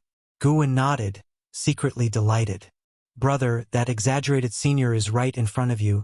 Too bad your Dao level is too shallow to see through it. Guan interrupted Liye's reverie and asked, the World Outer Sect tournament is so grand. Why doesn't the sect send disciples to patrol or protect us servant disciples? In the vicinity of Mystic Valley, within a radius of 50 miles, there were at least 6 caves of outer disciples. Although most people weren't in their caves, if the sect ordered, certainly someone would come. Liye's smile faded. He said quietly, think about it. Why would someone dare keep a demon of greed outside the outer sect? Isn't it because the sect doesn't care about servant disciples? But don't worry, it'll stay until the World Outer Sect tournament ends. Guan was silent for a moment, then asked, aren't you participating? My cultivation level isn't enough. If I participated rashly, I would only get hurt. Such an event is certainly dominated by Foundation Establishment Realm cultivators at the 9th layer. Liye shook his head. Guan raised his opinion of him. He was quite self-aware. Of course, it could also be that Ruye had hit him too hard. They chatted for a while before going downstairs. Guan had Xiaochuan and Tang Yu help clear out a courtyard for Liye to live in alone. Knowing Liye would stay for half a year, everyone in the valley was happy. Firstly, they had someone to protect them, and secondly, they could practice swordsmanship with Liye. In their eyes, Guan was good at everything, except that he knew few spells and couldn't guide them. Liye was different. He was a genuine Foundation Establishment Realm cultivator. In the following days, many cultivators often flew over Mystic Valley with their swords. Guan also saw various flying artifacts and demon beast mounts, which made him reflect. This is the immortal cultivation world. A month later, in the deep night, Qiong leaned against a green vine tree, swinging her right leg. Her white, tender calf was exposed under her robe, practically glowing. She was holding a book and glanced at Guan in the distance, who was picking medicinal herbs. She suddenly flipped up, the book flying into the pendant around her neck. She stretched lazily, extending her body. Dear disciple, stop for now and practice the Demon Shadow Divine skill. Qiong called. She leaped and landed in front of the pill furnace, which was brewing elixirs. Wisps of white smoke rose from the lid. Guan didn't turn his head and said, it's no problem. I'll finish quickly. Qiong shook her head, laughing silently, thinking, this kid is really diligent. It's commendable. I should make him some elixirs. Half an hour later, Guan brought the picked medicinal herbs to Qiong. He sorted the herbs by category on the ground, meticulously, earning Qiong's satisfaction. This child is really impeccable. Guan's harvest of over 1,300 years of lifespan put him in a good mood. Such opportunities were hard to come by. Continue practicing. Ask me if you don't understand anything. Qiong stared at the pill furnace and said softly. Guan nodded and started practicing the Demon Shadow Divine skill. He had been practicing this skill for a month, but it had not appeared on his attribute panel, which annoyed him greatly. He was determined to master it now. The 8 scenic caves fell into silence as Guan and Qiong sat near the pill furnace, the pill smoke shrouding their figures. For more days passed, and the Demon Shadow Divine skill finally appeared on Guan's attribute panel. Looking at his attribute panel, he smiled with satisfaction. Name, Guan, lifespan, 27/12268, Spirit Root. First class 5 elements Spirit Root, wood and earth attributes are more prominent. Cultivation level. Nascent Soul Realm 8th layer. Cultivation techniques. Fire control art, unmastered. Divine wood pure yang skill, mastery. Dragon strength divine primordial skill, mastery. Alchemy, initial insight. Myriad poison mystic skill, unmastered. Yin yang art, unmastered. Ultimate skills.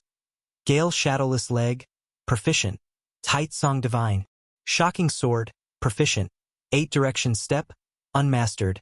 Demon shadow divine skill, unmastered. Spells.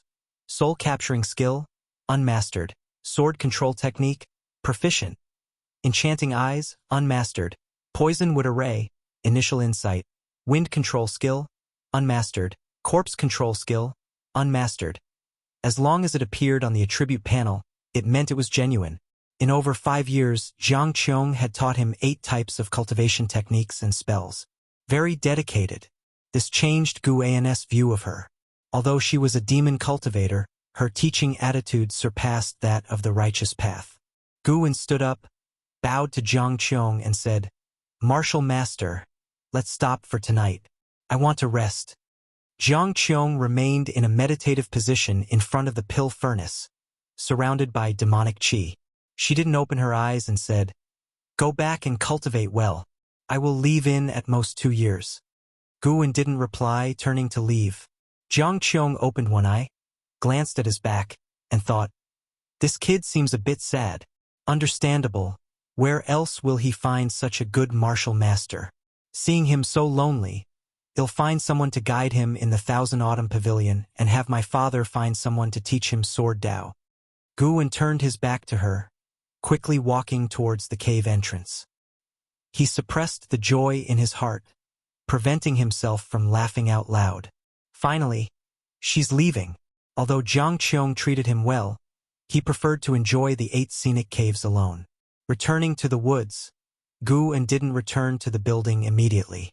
He headed to a distant place, preparing to find a spot to invest a year of his lifespan into his cultivation level. He felt he was close to the 9th layer of the Nascent Soul Realm, maybe within a few days. Even though he felt close, he restrained himself, investing only 1 year of lifespan each day. Traveling 20 miles away, Guan sat under a tree, suppressing his aura to the lowest level, almost like the surrounding flowers and plants. He immediately invested a year of his lifespan into his cultivation, and spiritual energy surged towards him. The surrounding flowers and plants swayed as if cheering him on, wishing him an early breakthrough. Soon, the spiritual energy of heaven and earth calmed, indicating he had completed a year of energy absorption cultivation. Guan stood up, ready to leave.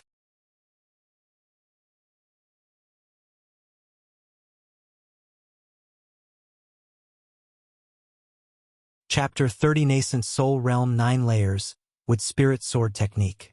Junior brother Gu, let me introduce to you, this is my childhood friend, Ziwei. He wants to discuss swordsmanship with me, so I let him stay in my courtyard. Liya said as he came to Guan's Ziwei, dressed in yellow, had a handsome face with an undeniable arrogance between his brows. He wore a sword at his waist, and just by looking at its grade, one could tell it wasn't low. Liya introduced Guan to Ziwei, but Ziwei only nodded at Guan and didn't say a word. Guan, used to such behavior, smiled and said, "Senior brother Li, then take him to settle down." Liya nodded, his eyes revealing an apologetic look. Ziwei pulled Liya forward excitedly. "Today, Jilin from the Ji family was truly amazing. Did you see his swordsmanship? It was exquisite. I feel he has a chance to become the final victor." Jilin, Guan's mind conjured up a handsome and proud face. Jilin, like him, had joined the Supreme Sect under Ji Xiaoyu. They didn't interact much, but earlier, Di had helped Jilin gather medicinal herbs. Unexpectedly, Jilin was already making a name for himself in the Outer Sect tournament, even though he wasn't much older than Guan. Of course, it might have to do with the resources he received. Given the Supreme Sect's treatment coupled with the Ji family's resources, it's understandable that his cultivation level advanced rapidly. Guan walked towards the tree, all the while eavesdropping on Liya and Ziwei's conversation. The Outer Sect tournament had already begun, with talented disciples from both righteous and demonic paths gathering to compete against each other. According to Liye and Ziwei, the tournament was a one-on-one format, and those undefeated disciples were starting to make a name for themselves. Guwen didn't hear Ji Xiaoyu's name, and after a moment's thought, he realized Ji Xiaoyu didn't belong to the Outer Sect. Xiaochuan, Wuxin, and others were curious about Ziwei, gathering in small groups and discussing him. Ziwei's arrival didn't disturb the life in Mystic Valley. He looked down on the servant disciples, practicing swordsmanship with Liye in the daytime and going back to his room to cultivate afterwards. Because of their arrival, Guwen reduced his visits to the 8 scenic caves, but he still stuck to his daily plans. A month passed swiftly. Guwen finally reached the 9th layer of the Nascent Soul Realm. That night, he felt lighter on his way back. When he returned to Mystic Valley, he saw someone practicing swordsmanship in Liye's courtyard. He went to his loft, and after entering the room, he stood by the window to watch. It was Ziwei practicing swordsmanship. When Ziwei first arrived, Guwen thought he was a swordsmanship genius. But after a month of observing his daily practice, Guwen realized Ziwei's talent in swordsmanship was extremely mediocre. Guwen, now having some sword Dao accomplishment himself, judged that Ziwei's talent in swordsmanship was not even as good as Su Han's. Su Han was the most talented in swordsmanship in the valley, but even he wouldn't stand out much outside the valley. Watching for a while, Guwen then closed the window. When daylight came, Guwen went downstairs to find Ziwei still standing in the courtyard, looking at the sword in his hand with a furrowed brow. Guwen greeted his junior brothers, junior sisters, and the disciples to practice their morning exercises, which caught Ziwei's attention. Actually, you don't need to force swordsmanship. Your spirit root qualification is exceptional. When your cultivation realm is higher, practicing swordsmanship might yield twice the result with half the effort, Liye said softly, approaching Ziwei. Ziwei's face darkened. No, I must become a sword cultivator. My father is the maniac swordsman of Canghu Lake. Liye intended to persuade him, but on second thought, he was the same, wanting to prove himself to his father. Ziwei stared intently at Guwen and the others practicing their exercises. For some reason, he felt Guwen's movements held a unique subtlety. Though the movements were identical to others, Guwen's carried a mysterious charm.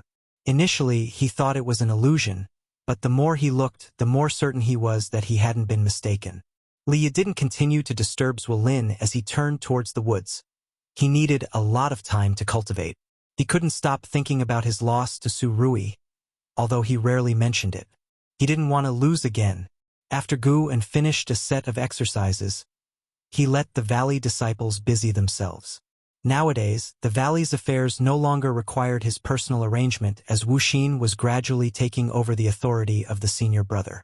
Xiaochuan, who had a more reserved character, didn't like to command or arrange, so he let Wuxin take over.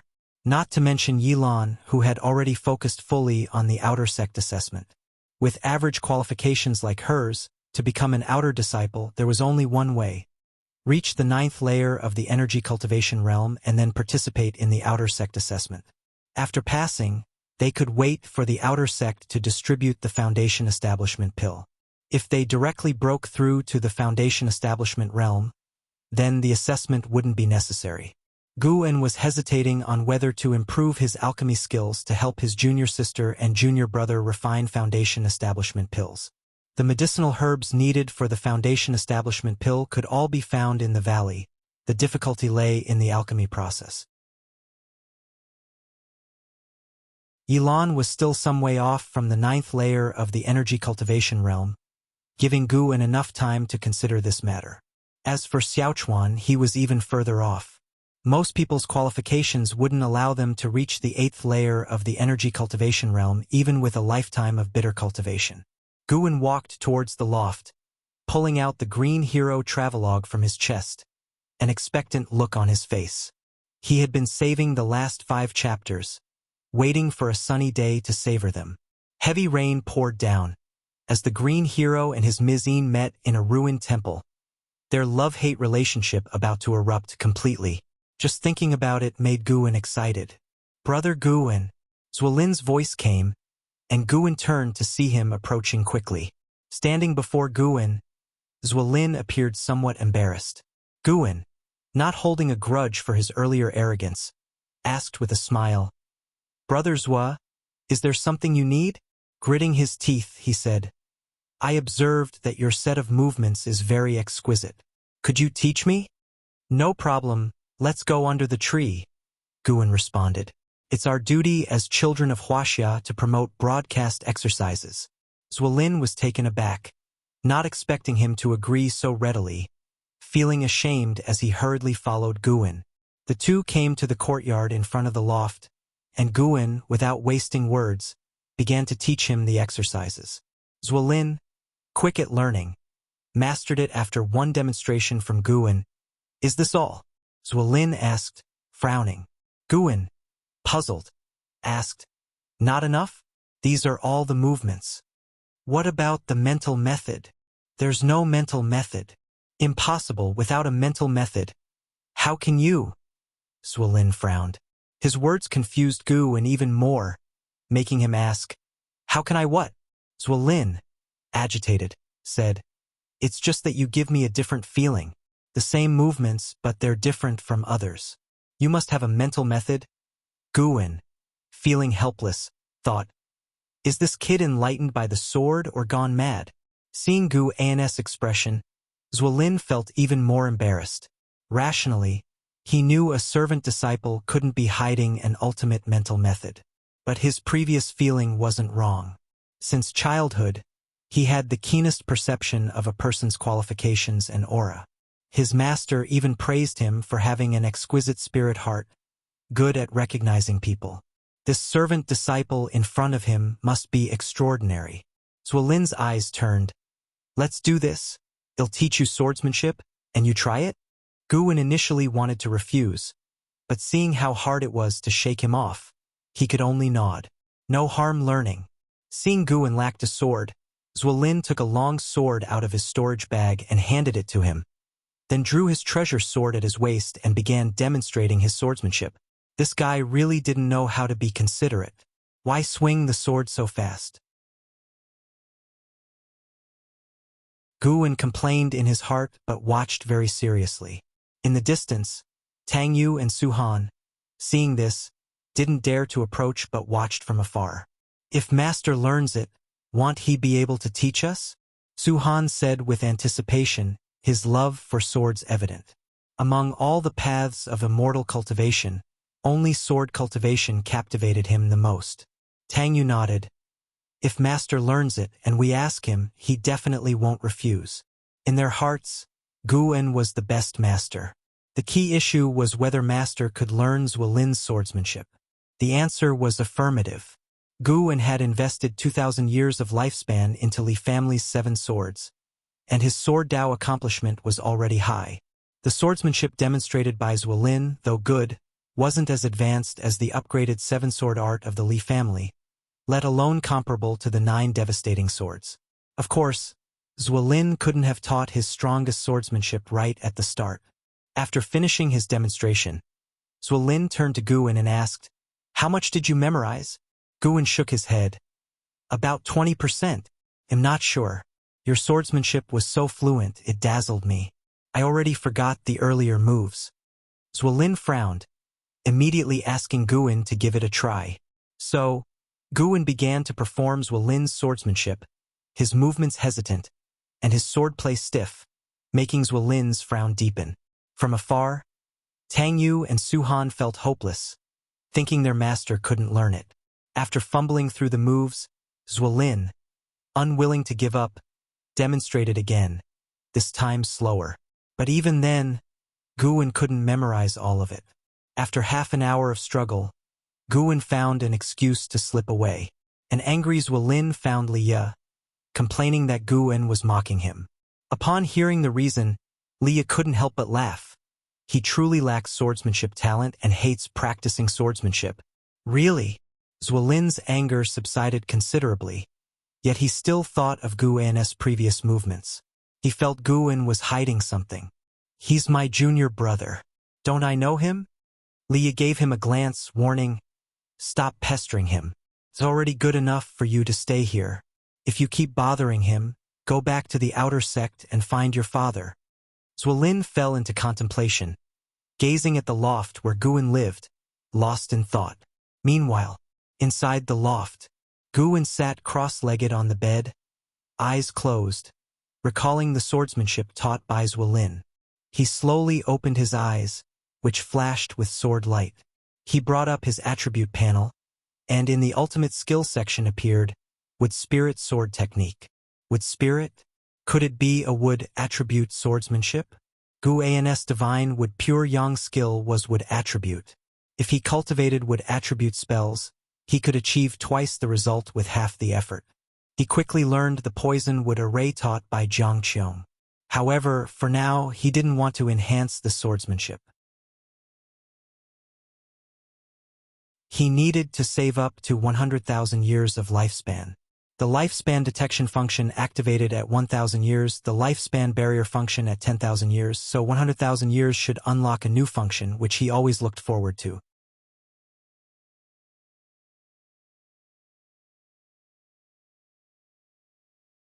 Chapter 31 True Dragon Blood Lineage.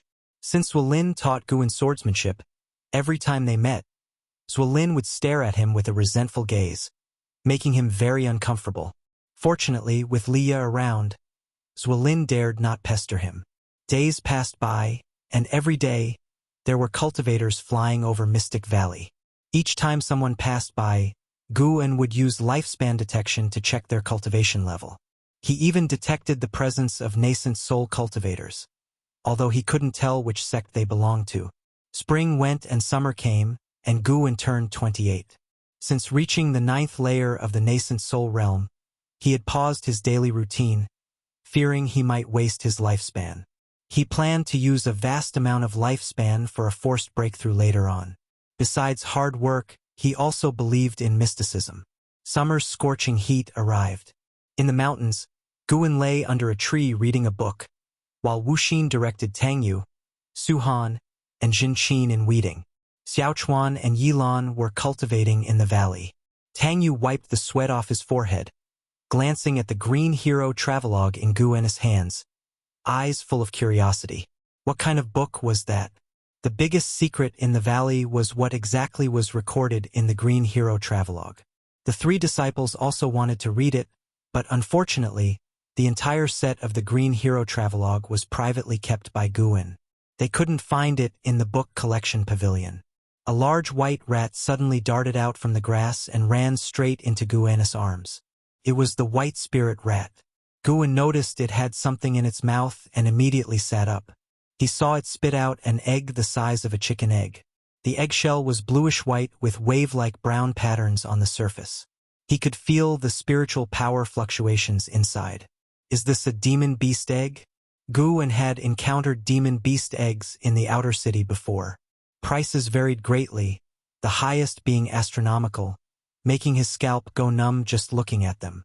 Seizing the moment when Wuxin and the others weren't paying attention, he quickly stashed the demon beast egg into his storage bag. The white spirit rat lifted its head proudly, making Guan laugh as he hugged it and stroked it vigorously. After finishing the weeding, Wuxin and the others began planting. When everything was done, they all returned to Mystic Valley. Tangyu walked beside Guan, asking him about some difficulties related to the residual wind leg. He didn't like swords, so he was the only one among the 3 disciples who diligently practiced the residual wind leg. Guan patiently guided him, while tightly holding the white spirit rat in his hands to prevent it from escaping. Upon returning to Mystic Valley, Liye, who had gone to the outer sect in the morning, had already returned. However, Zuelin hadn't come back, which was good news for Gu, and Liye approached Guan and said, "The outer sect gathering in the realm has ended. Next is the time for intersect exchanges. During this period, there will be disciples patrolling nearby, so I must also return." Upon hearing this, Guan immediately showed reluctance and said, "Then I won't try to keep you. You have a heart for the immortal path. I can't be the one to hold you back.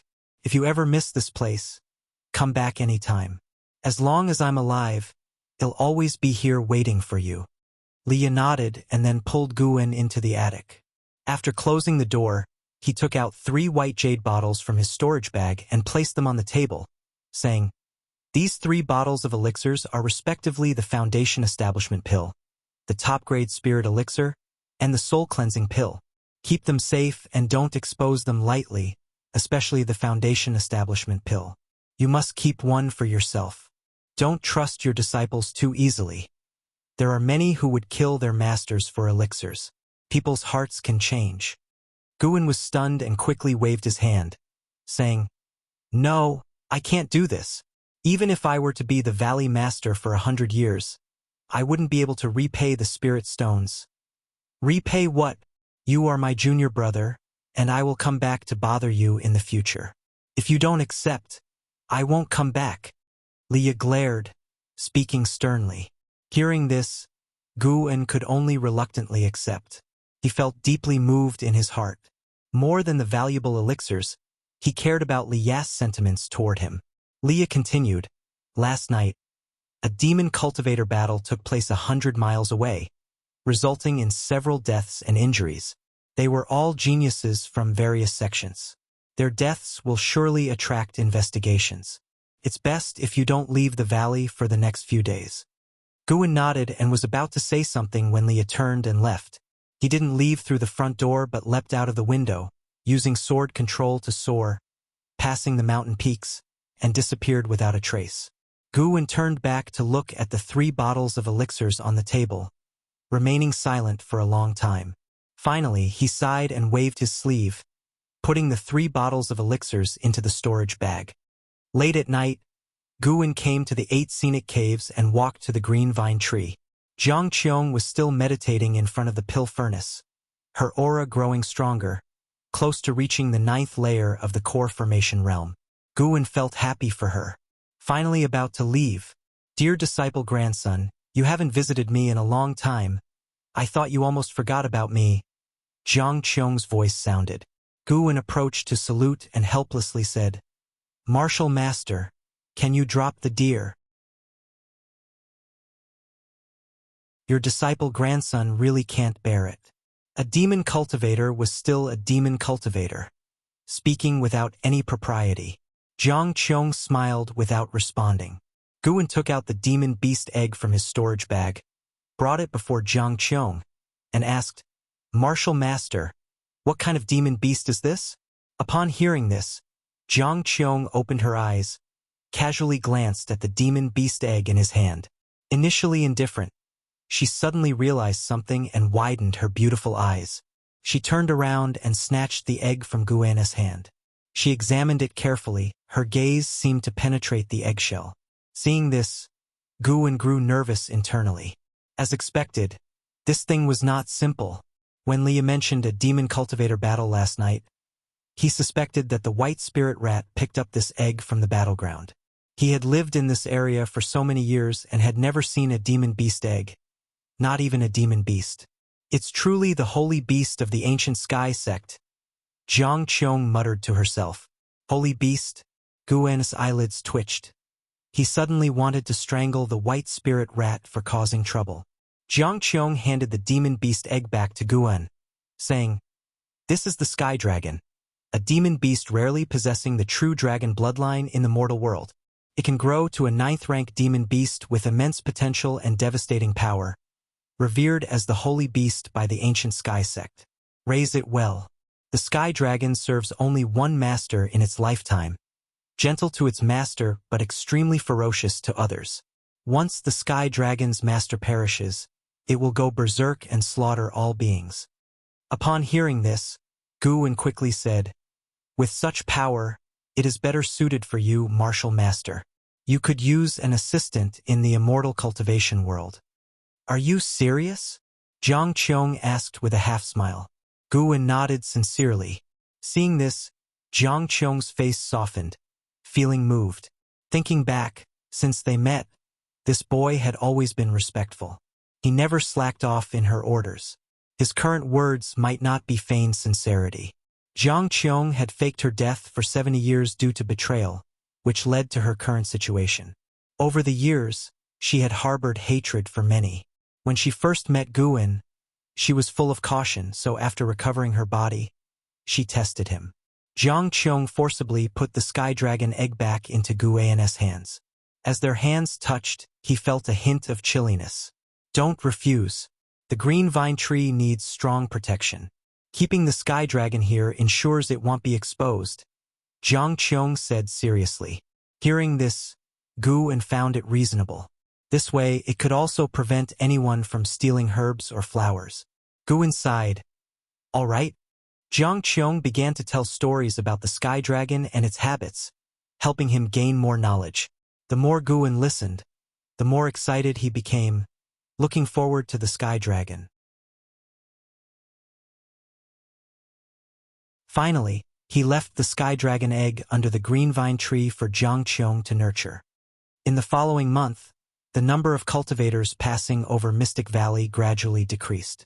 Finally, there were 3 consecutive days without any passing cultivators, prompting Guin to leave the valley. He had side jobs to do, which were also significant sources of lifespan income that he couldn't miss. Compared to fighting and killing, Guin preferred earning lifespan steadily and safely. At midday, he first went to Chun-Li's cave. Chun-Li wasn't in, so he took 30 minutes to tend to the medicinal herbs before leaving. The next stop was Li Xuanyi's cave. Li Xuanyu wasn't there either, so Guin got to work. As expected of a princess, Li Xuanyu had recently planted another batch of 5th-rank medicinal herbs, which made Guin look forward to it. 5th-rank medicinal herbs took at least 5 years, sometimes more than 10 years, to mature. Fortunately, Guin could afford to wait. However, just as he was about to finish, Li Xuanyu returned. Greetings, Senior Li. Guin quickly approached, cupping his fists in salute. Li Xuanyu, dressed in white, still looked so cold and holy. However, Guin could sense her unstable aura. Injured again. She really loved to fight. Li Xuanyu said softly, "Since you are Li Ya's junior brother, there's no need for you to call me senior. You may call me senior sister." Hearing this, Guin could only comply and greeted, "Senior sister." Li Xuanyu glanced around the cave and said, "You've done well. Do you need me to recommend this job for you? If I speak for you, those employers would give me some face and won't treat you unfairly." "Yes, thank you, Senior Sister Li," Guin answered quickly. He was waiting to save up 10,000 years of lifespan to break through the level above the Nascent Soul Realm so he wouldn't refuse help. Li Xuanyu nodded and said, "Come back in a month." Guin saluted and then left. After he left, Li Xuanyu went to the bed and began healing her wounds, her face quickly turning pale, completely bloodless, then spitting out a mouthful of black blood on the ground. Outside the cave, Guin felt her aura suddenly become chaotic, probably due to her injuries flaring up, but he didn't stop. He didn't know how to heal wounds, and he didn't want to get too involved with Li Xuanyu.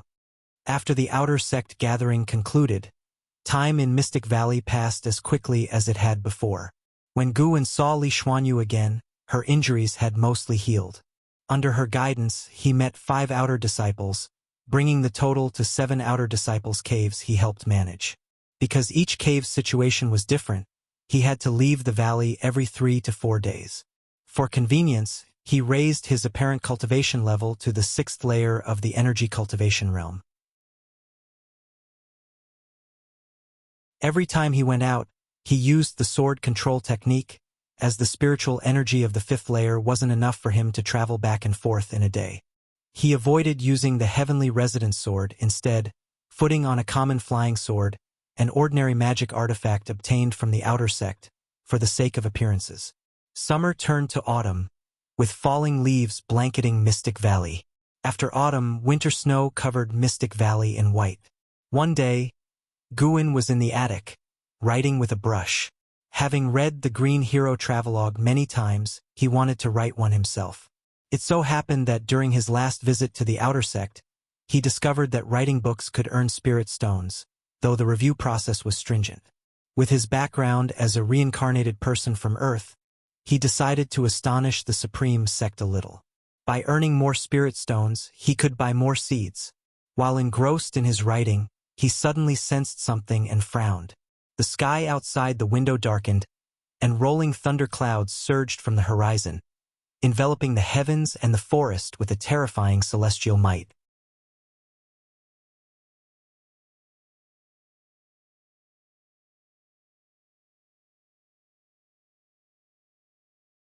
After 3 days and 3 nights, the thunder stopped.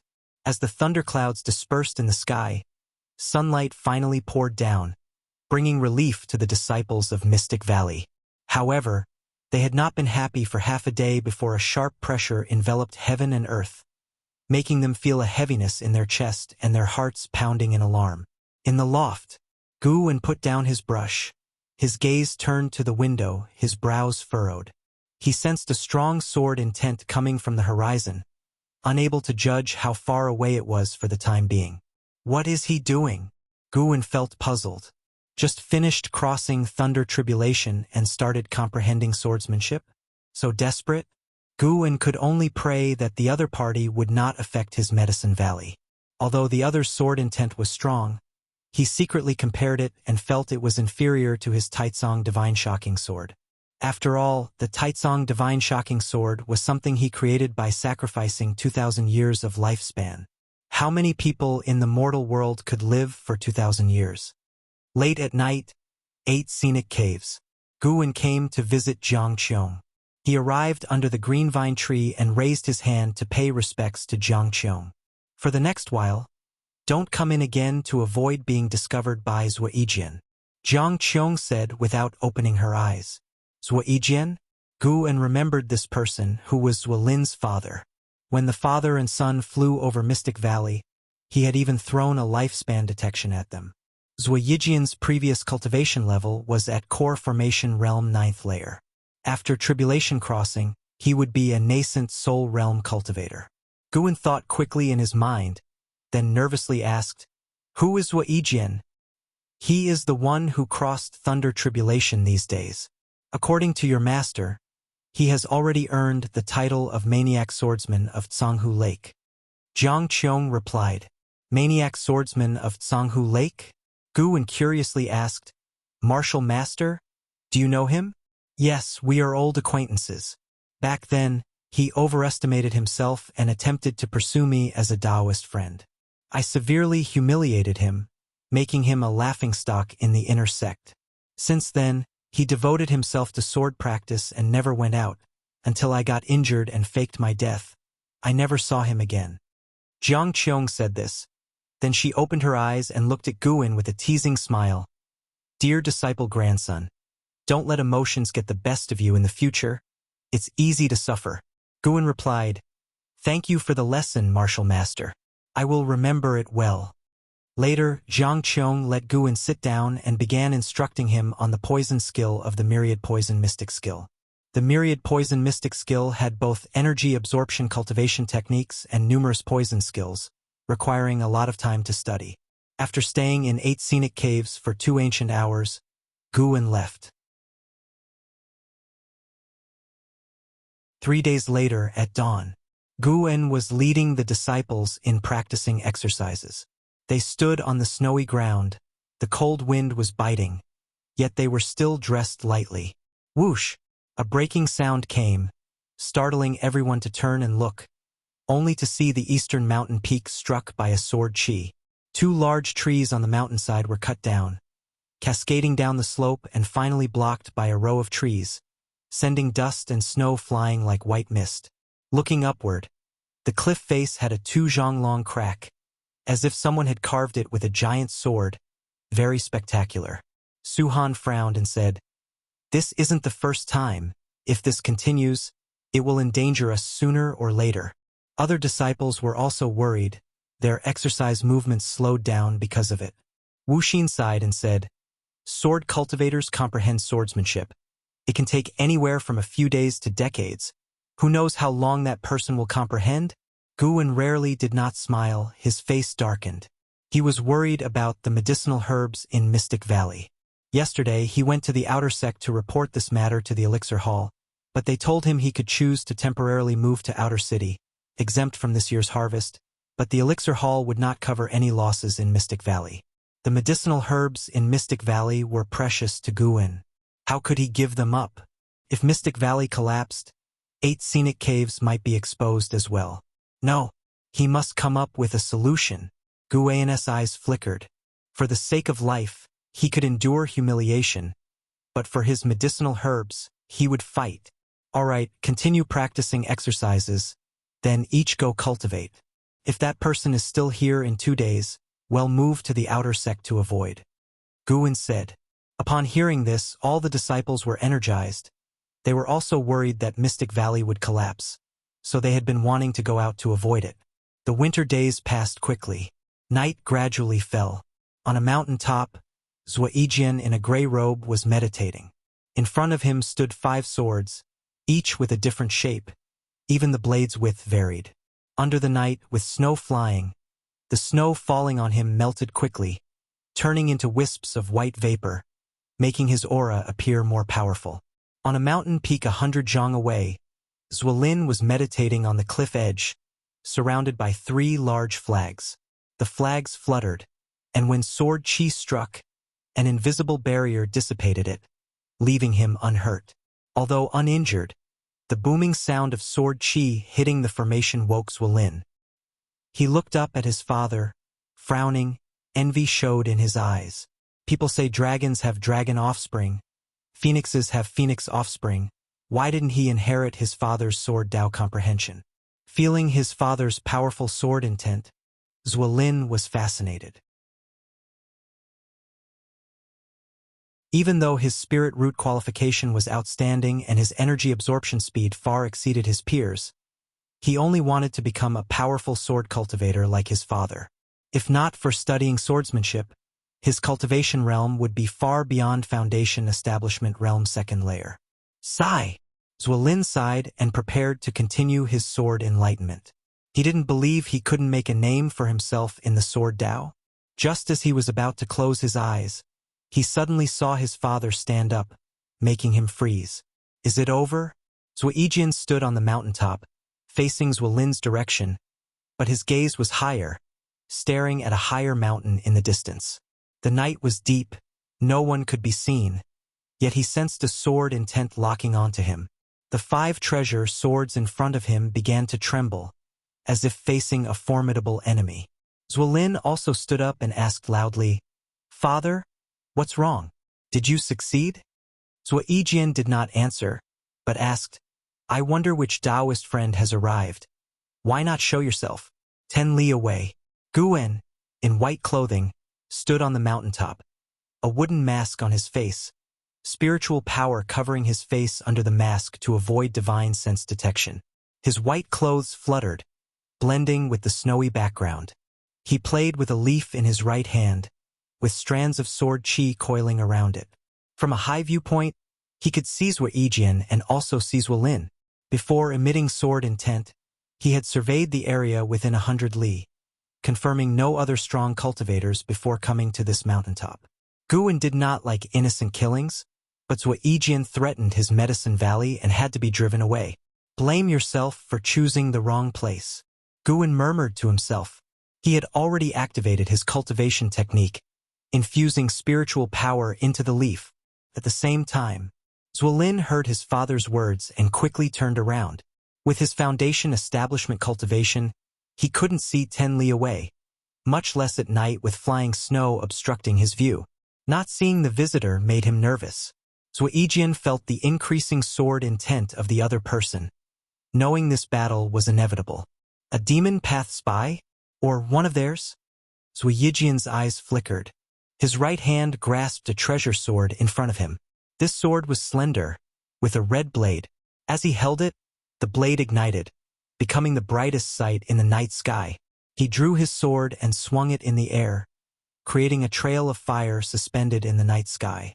In such cold weather, using the devouring flame sword technique, it seems the recent sword enlightenment has greatly enhanced father's sword Dao.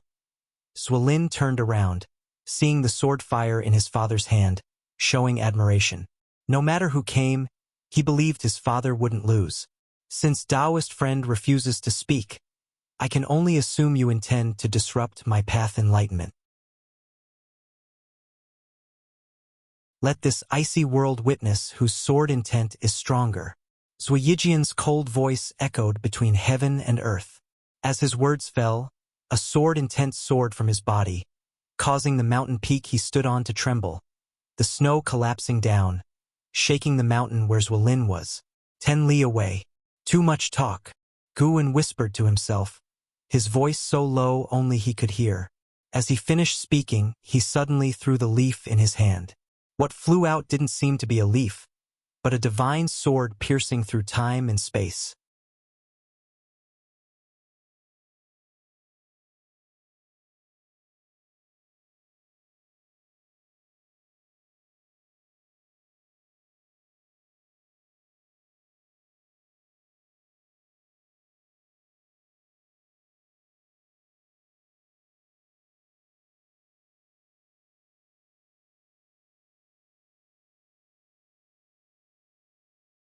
Chapter 34, 30,000 Years of Life, Ziwei Array Chronicles. Guwen originally wanted to use the name of the original author of Investiture of the Gods, Su Zhonglin, but he envisioned writing other books for extra income, so he came up with a different name. Lu Chong and Zhu Qinglu didn't give it much thought, and as for Pan En, compared to Guwen, he only changed his surname which they could understand. Afterwards, Lu Chong began to instruct Guwen, mainly reminding him of what he shouldn't write, and implicitly suggesting that he include the Supreme Sect and portray it in a positive light. Even if he didn't write about the Supreme Sect directly, he could imply it. In short, the more he praised the Supreme Sect, the better treatment he would receive in the future. To this, Guwen could only agree outwardly, leaving the decision for later. Writing books was just a pastime for him. He wouldn't spend too much effort on it. Once Lu Chong finished speaking, Guyu came over excitedly and asked, "Brother, have you written any other books?" Guwen shook his head and said, "This is my first time writing." "Ha ha ha, not bad, not bad. I have high hopes for you. Maybe you could surpass Green Hero status within the Supreme Sect," Guyu said, patting Guwen's shoulder with a friendly look. Guwen sparked with interest and asked, "Do you know Green Hero?" Guyu raised an eyebrow and said, "You like his travelogue too?" "I don't know him. I only know that he's a cultivator from the Supreme Sect." I asked Elder Lu, but he wouldn't say anything. Lu Chong laughed heartily, pulling Zhu Qinglu aside and saying, "Accompany me for a walk. Let's catch up and let the juniors chat."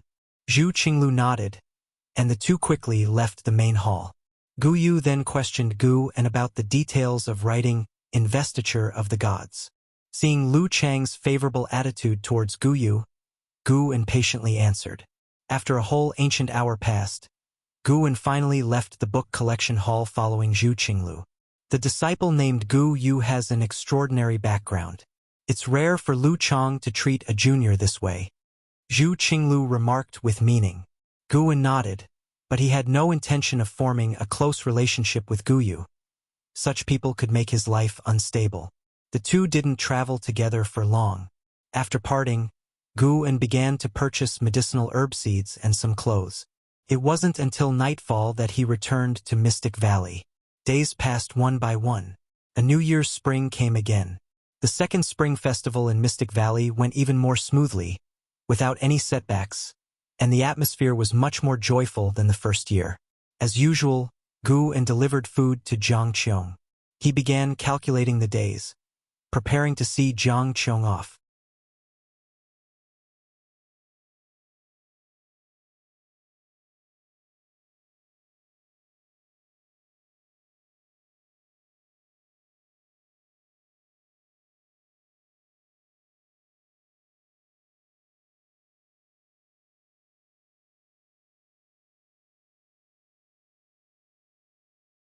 Guwen thought secretly, as long as he handed over enough medicinal herbs and demon beast blood, how could the Supreme Sect give him a hard time? They might even lend him a hand. Yes, just like that. In the future, Xiaochuan will be the beast tamer, and Wuxin will be the chief disciple in charge of planting. They will be my left and right guardians in Mystic Valley. The more Guwen thought about it, the more feasible it seemed. He began planning. Earlier, the jade ring found by the white spirit rat contained a large sum of wealth. He calculated it to be worth 2 million low-grade spirit stones, equivalent to 200 top-grade spirit stones, enough for him to expand significantly. He decided to act. Guwen called out to Xiaochuan, who immediately ran over and leaped onto the platform. "Senior brother, what's the matter?" Xiaochuan asked. Guwen shared his idea, and Xiaochuan's eyes lit up, growing more excited the more he listened. The two quickly agreed. In the end, Guwen sent Xiaochuan to the outer sect with a list to acquire necessary items, and Xiaochuan set off on the same day. Xiaochuan also knew the sword control technique, but his spiritual power was insufficient, requiring 2 days for the round trip with a night's rest in between. 3 days later, Xiaochuan returned and handed Guwen the prepared list, chattering excitedly. He had met Lu Jujia in the outer sect, who personally took him to inspect the demon beasts, saving a lot of trouble. After discussing, Guwen decided to buy 50 young beasts first to test the waters, as only with such a quantity would the outer sect's beast hall agree to transport them to Mystic Valley. After a day's rest, Xiaochuan set off with spirit stones provided by Guwen, accompanied by Tang Yu and Su Han, both at the 5th layer of the energy cultivation realm, adding to their presence. If not for a batch of medicinal herbs nearing harvest, Guwen would have gone personally to avoid being deceived. Fortunately, nothing like that happened. The Supreme Sect was indeed a reputable sect. 5 days later, Xiaochuan and the others returned by sword, followed by 3 two-horned white eagles with 5 zhang wingspans. On the eagles' backs stood cultivators, and their claws carried large cages containing young lambs. These lambs did not have grown horns and the flight was smooth, thanks to talisman papers on the cages. After landing, Guwen went forward to thank them. The 3 medicine hall disciples were not overly friendly but did not embarrass him either. After exchanging pleasantries, they left on the eagles. "Xiaochuan, these lambs cost me 1,000 low-grade spirit stones. You must take good care of them," Guwen said, patting Xiaochuan's shoulder meaningfully. "Not just spirit stones, but my very life.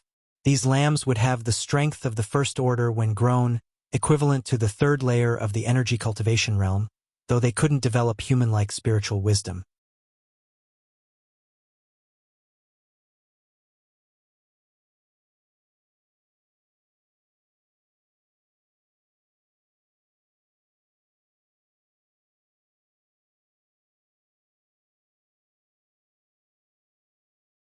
Chapter 36 Mystic Yellow Dragon Energy Skill, Comprehending Divine Skills.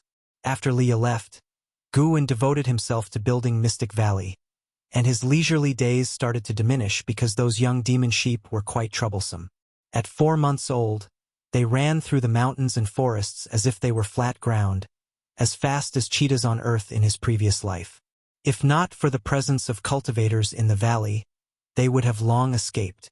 Guwen had to study the Ziwei array chronicles left by Qiong, learning some basic restrictions to seal the sheepfold. When the 6-month period was up, Guwen had Wuxin bring Xiaochuan to the outer sect to recruit 2 more servant disciples, named Chen Hong and Jin Shaoer, with mediocre aptitude, which satisfied him. The number of servant disciples in Mystic Valley reached 10, making it lively every day. Time flies like an arrow. It passes in the blink of an eye, never to return. 3 years passed in the blink of an eye. It was autumn again. Xiaochuan was patrolling the various gardens, followed by a line of ducks, moving in a mighty formation. Disciples sat absorbing spiritual energy on the mountain tops around Medicine Valley, and the forest would occasionally shake, from the movement of Tang Yu and Su Han chasing demon sheep.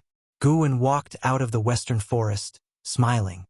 He had just picked a batch of medicinal herbs, earning himself several centuries of life. He was increasingly close to 10,000 years of lifespan. His lifespan had now reached 80,000 years. In 3 years, he had gained nearly 50,000 years of life, mainly because the herbs he had planted for many years were maturing, and 1,000 years of life were from managing exterior disciples' caves. The small-framed Jinqin ran out of the forest with a bamboo basket on her back. She hurried to Guwen's side and said, "Master, can you teach me alchemy today?" A dry leaf was still on her head, and the hair on the sides of her cheeks was a bit disheveled. Guwen chuckled. "Of course, but you have to use your herbs. That way you'll be more careful." Once, Zhenqin overheard Gu and consuming a youth-preserving pill, making her interested in alchemy. She pestered him for nearly half a year. "I've been prepared for a long time," Zhenqin said excitedly, hopping around Guin like a girl who never grows up. Whoosh! A sound pierced the air above Mystic Valley. Guin looked up and habitually cast a lifespan detection. Another Nascent Soul Realm Cultivator. This year, more than 10 Nascent Soul Realm Cultivators had passed above Mystic Valley, which made Guin uneasy, feeling something big was about to happen. Even the world's outer sect conference back then didn't attract so many Nascent Soul Realm Cultivators. This won't do. The Dragon Strength Divine Origin skill must be improved. If a great cultivator far surpassing the Nascent Soul Realm appears, what will I do if they see through my cultivation level? Guin decided silently. Over the years, the Dragon Strength Divine Origin skill's enhancement to lifespan had dwindled, and now gaining a year's lifespan in half a year was a good outcome. In 10 years, this skill might no longer increase his lifespan. Then, Guin took Zhenqin back to his pavilion to start teaching her alchemy techniques. Until late at night, Guin sneaked into the 8 scenic caves. After Qiong left, he had also explored the other 6 tunnels, and at the end of each, there were corpses like Menglang, refined by Cheng Shendan and Jiang Qiong using different poison skills of myriad poison mystic skill. For these poison corpses, Guin temporarily had no intention of touching them. He made his way to the green vine tree, rolled up his sleeves, and began meditating. At this moment, a shadow fell from the tree and burrowed into his arms. A little black dragon. Its body was slender, about 2 feet long, with a pair of dragon horns and dragon whiskers on its mouth, covered in tiny black dragon scales, and its 4 claws were sharp. It looked much like the dragons in ancient Huaxia legends, but with a different color.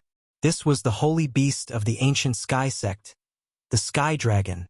Guin stroked it while checking its lifespan. Sky Dragon, First Order 1/965/18,000. Its lifespan has increased again. When the Sky Dragon was born, it had only 500 years of lifespan.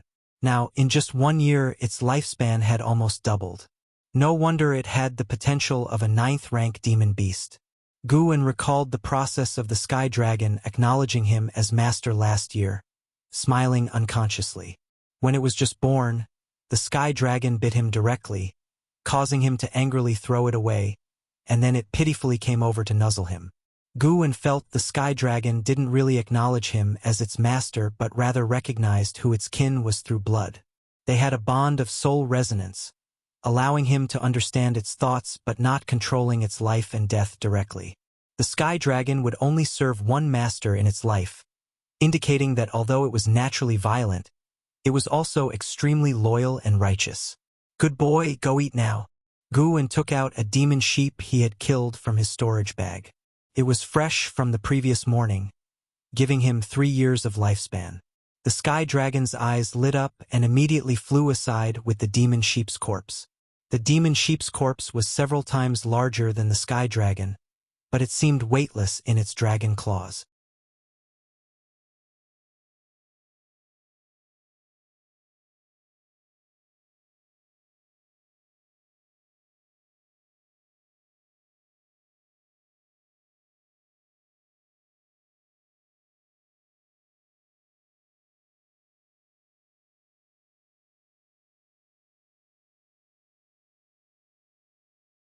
But on closer inspection, some of his actions seemed illogical.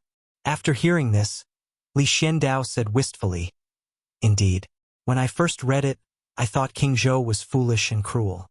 But upon rereading, something felt off. In that world of the story, immortals and gods truly existed. King Zhou couldn't have been unaware of this, yet he dared to desecrate the sacred statue of Nvua. Such actions are not what a monarch should exhibit. And Nvua, who stood high above, didn't punish the mortals who desecrated her directly. Instead, she sent a vixen to corrupt the emperor's heart, leading to chaos in the world. Can such actions be considered those of a god, or even an immortal?" Guin turned around, placing the tea on the table before Li Xiandao. He smiled and said, "Indeed, there are many illogical points, But after all, it's a fictional story created for entertainment, so the contradictions are understandable. Unable to discern Li Zuando's identity, he kept his stance vague. Li Xiandao shook his head, saying, "Perhaps the story is fictional, but its depiction of the world is real. That is, above each head, there is divine oversight, and humans cannot surpass the heavens." Gu En did not expect him to interpret investiture of the gods in this way. If King Zhou were powerful enough to surpass all the immortals and sects, how would the story be written then? Li Xiandao asked. Gu En thought for a moment and said, "Then the ultimate rival wouldn't be heaven-reaching sect master but King Zhou." Li Xiandao paused, unable to keep a straight face, and began to laugh. He picked up the teacup, blowing away the steam. Gu En couldn't discern his smile, so he kept silent. After taking a sip of tea, Li Xiandao began to inquire about Mystic Valley's planting, asking even about cultivation details, to which Gu En answered one by one. "You joined the Supreme Sect not to seek immortality but to cultivate flowers and herbs. Is this out of necessity or genuine interest?" Li Xiandao asked. Gu En smiled bitterly and said, "It's both necessity and interest. Each of us has our pursuits. Immortality is not the only meaning in life. Of course, if I had excellent qualifications, I would also pursue immortality." Li Xiandao teased, "You truly are an interesting person, speaking so candidly. In this life, looking back at the past and towards the future, it boils down to finding joy in hardship." Gu En shrugged in response. He grew increasingly suspicious that Li Xiandao was someone from the Thousand Autumn Pavilion, trying to test his stance on Mystic Valley.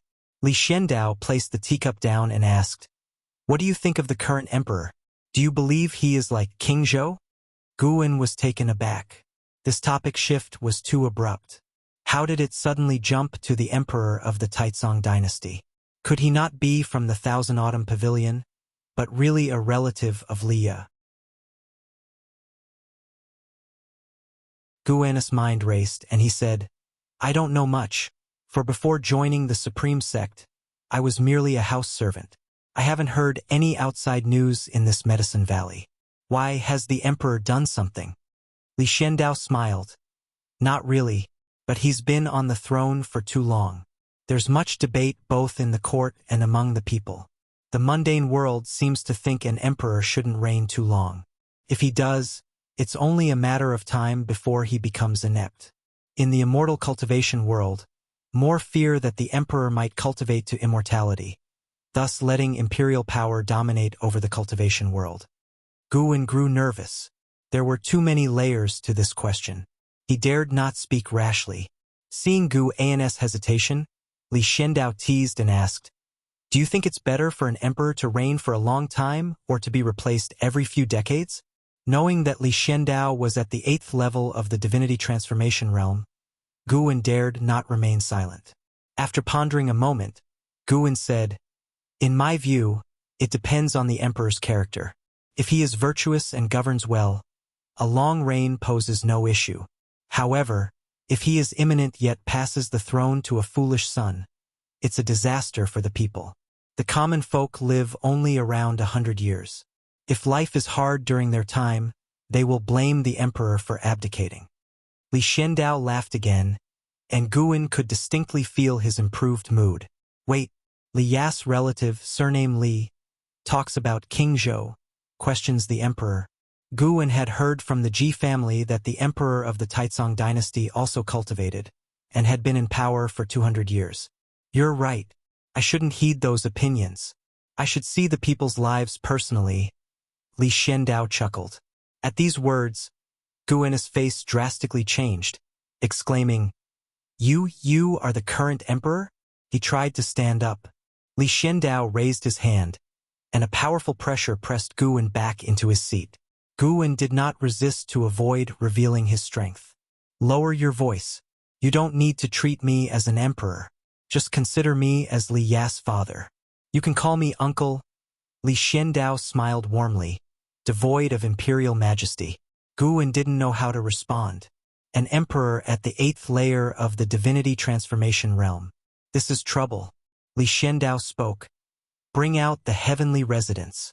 Guan immediately retrieved the heavenly residence sword from his storage bag. Seeing the sword, Li Zuando's eyes grew complex. He gently caressed the sheath. Guan recalled Li Ya's words that the heavenly residence sword was a gift from his royal father to his mother, then passed to him after her death. Now seeing Li Zuando's expression, Guan started imagining the tragic love-hate story between Li Xiandao and Li Ya's mother. After a long while, Li Xiandao set down the heavenly residence sword and pushed it towards Guan, saying, "In the Supreme Sect, Li Ya regards you as his best friend.